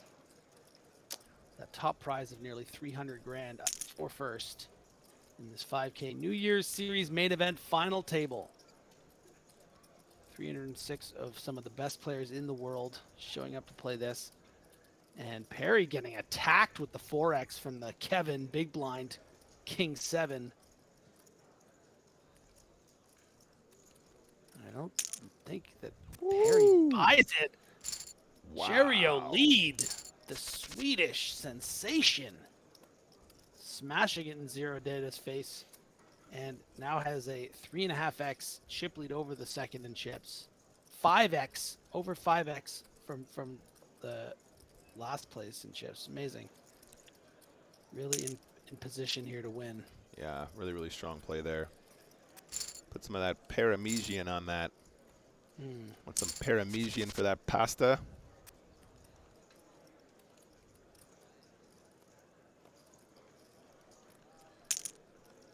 Blind blinds. Just a raise and a take it. Somebody in the chat asking, did any of these guys do multiple bullets? Our final 3, in fact, our final 1, 2, 3, 4, 5, still on their first bullet. Blind v blind, all in. King Jack of spades, obviously getting called by the Ace King every time here. Ace King dominating the King Jack of spades. But yeah, we had Here's Johnny. Ace King still the best of it on the river. Johnny. Ace King gets the full double up to 20 million. Stacks now starting to level out here, Griff.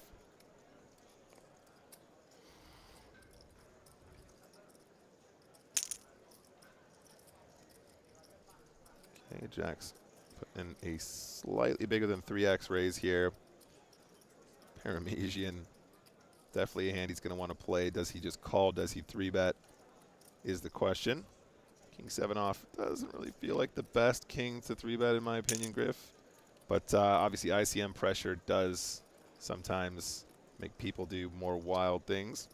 Yeah, I think this is probably a bit of a misstep, but one that we're, you know, obviously going to be wrapped up in results-oriented kind of reactions. So Perry just deciding to take a spot, see if, you know, Zero Data really has it here, and certainly did.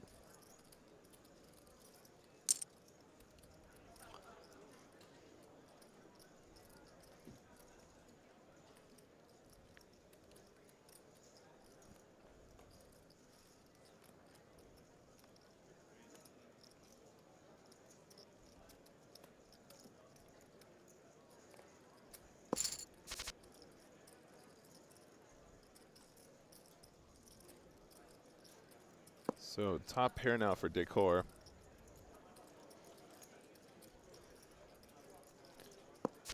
Yeah, and very under-repped with that now 2 pair because of the check back pre-flop. Yep. And I think Perry's going to probably, you know, want to continue in this pot with that double gutter now. The deuce or the 6 is going to make a straight. Elects not to play it as a bet, which I think is fine. Your queen high might still be good. You're not going to fold out a 7 or a 4 or anything.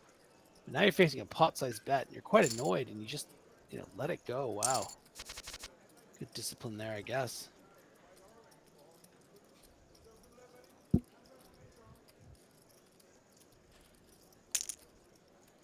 Ace deuce opening up. Got the old King 5 off here defending the big blind. It's one of those. It's one of those, Griff. It's one of those ones. They actually have the ace, but you can't fold the king, and it's just like, oh, go on then, have it. Take it away from me. Yeah, I would love to see a second sort of significant bet here from Perry Mason. Going to be up against a lot of King X's, and you know, you can always check back certain rivers if you get snapped twice, but we do see a check back and an improved ace deuce. Yeah, I mean, if you miss the turn bet, I think sometimes you can size up the river now as well because you're kind of under-repped, right? I think you're right. A lot of aces would continue flop and turn. So I wouldn't mind like smashing in. I just think that I think my only problem with this line with a value hand is that like it doesn't really look bluffy, you know, but it's still going to get snapped off from Zero Data too high up in their range. Yeah, I would agree that check bet check is you know, not a line that a lot of, you know, really modern players take as a bluff. It seems like a very old school bluff line, doesn't it? Yeah. Having said that, you know, if Perry Mason doesn't want to lose to, you know, queen or jack high, you know, might be one and done on the flop and then make a sizable bet on the river so you don't lose to those hands at showdown. You know, those Broadway hands that had Broadway draws on the flop, they got to the river with just queen high, jack high. So we had a little bit of chat there. Griff, Decor says, Jerry, nice spin up from 3 big blinds.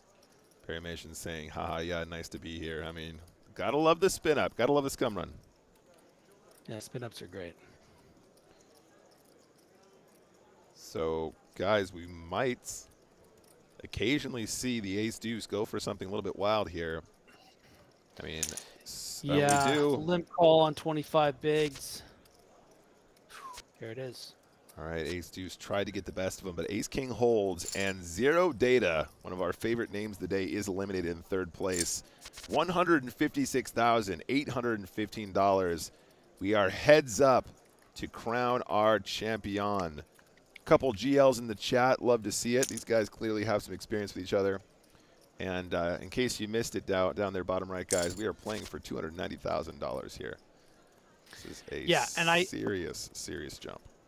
And I think we you know, now that we're here heads up, we really need to give Decor some credit. We were certainly hard on them early on when we saw some of those folds from the big blind after flopping, you know, really well against opponents, folding the best hand. Yep. You know, we're working with a lot of incomplete information, not quite zero data, but, you know, a very little data on a player that, you know, might make us jump to some conclusions. And I think Decor has really proven over the course of this final table that, you know, yeah, maybe in those particular spots they were over careful and really wanting to, you know, protect their stack against these very capable players that were going to put pressure on, you know, whether it was the mid pair on the ace high board with the queen jack or the top pair with the queen eight suited. But ever since then, Decor has been very capable and willing to, you know, 4-bet shove in certain spots, you know, make some moves, some bluffs, and really, you know, jab out there against these very accomplished players. So, you know, I think Perry Mason at this point, it feels like his tournament to lose, but at the same time, you know, Decor seems to be a worthy adversary. Absolutely. No, I think you're absolutely right, and I think you know, we comment from a place of power where we can see all the cards, and you know, obviously we don't know if there's other things happening behind the scenes. There's more history or something that we're not reading into, but you're absolutely right. I have to applaud the performance, and heads up now for all the jewels.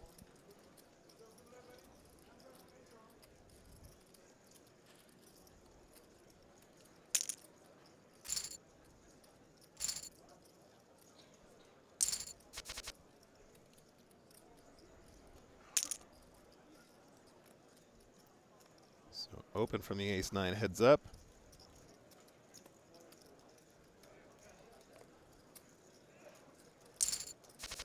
Jack-5 off on the wider side for a defend, in my opinion, but we are heads up after all. Ranges will be wider generally.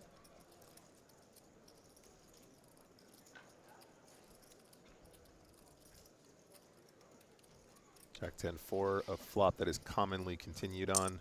I think it's a pretty clear continuation with most of your range here. Maybe some 10x checks, maybe some 4x checks once in a while, but once you've taken the aggressive action, it's one of those. So Jack-5, even though it's a weaker top pair, once we get heads up, top pairs are just much stronger, given the wider ranges pre-flop.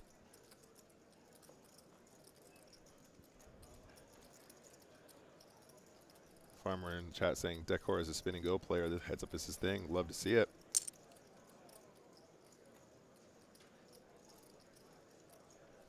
Not sure if that's true or not, but that would be cool. You guys know I love a spin. Larger continue on the turn here with the straight draw. And on the river, the 9 completes, the queen, excuse me, completes that straight.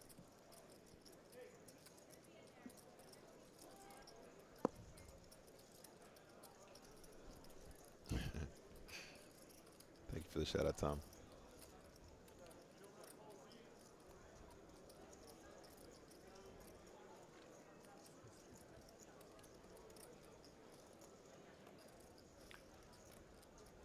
I find it pretty unlikely that we see a river call here from Perry Mason. Certainly Decor is going to have some heart combos or something sometimes, but more likely going to have the goods. Yeah, and no reason why the heart combos aren't, you know, with the 9 as well. But that turn c-bet, obviously quite confident.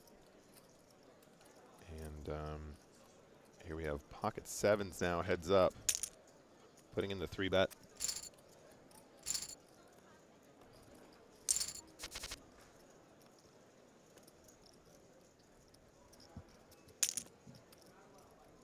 7 tray off even being played here.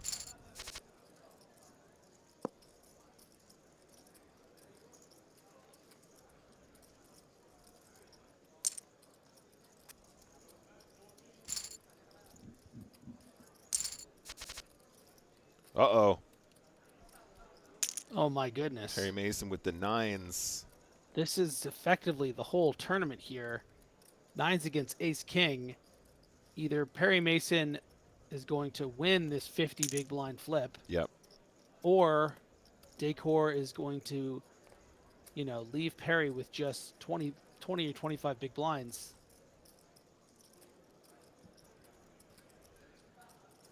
Yeah, pretty classic flip, guys. Just don't see any way out. Yeah. Pocket 9's an absolute monster heads up, and obviously ace king just going in most circumstances here. 9s is the stars, 9s. Can it hold for the win, guys? 9 still holding. Ace king is now eliminated, and we have our winner, Perry Mason. It's going to be our winner. That's it. It's over. Our first ever New Year's Series champion has been crowned. Congratulations to Perry Mason on that first place finish, and of course a big congratulations to our runner-up. First place finisher takes home over $290,000, and our runner-up is going to take home $213K as well. 2 massive scores for this 5K. What a way to finish. Well, Griff, I know we've only got Fuzzy Griff right now, guys, but I really appreciate you being here. It's still me, guys. It really is. Ever since I'm back here. Ever since we've actually kicked off the year so far, we've had a lot of technical difficulties, but I promise we're going to sort a lot of those out moving forward. I'm actually going to be upgrading my PC as soon as I get back from the Bahamas, so even though this might not be a PC-related issue, if it is, we're going to have all that organized for you guys next time. Griff, how was that for you, buddy? I had a great time. Thank you so much for being my co-pilot today. Dude, I had a great time. You know, we've talked to death about how great this final table with all these different things. I'm all fuzzy here, so we won't have to go through all that. But in general, I had a really good time and a really amazing final table with a very deserving winner. Yeah, absolutely, guys. So thank you so much for joining us, guys. That is it for this week. But don't forget that starting from next week, that's next Wednesday, January the 25th, we will have coverage live from the sunny Bahamas. We're covering PCA. We're covering the PSPC. So join us next Wednesday to follow the action live from the Bahama Resort in the sunny Bahamas. But until then, from Griffin Benjamin and myself, Nick Walsh, it's good night from the PokerStars Arena.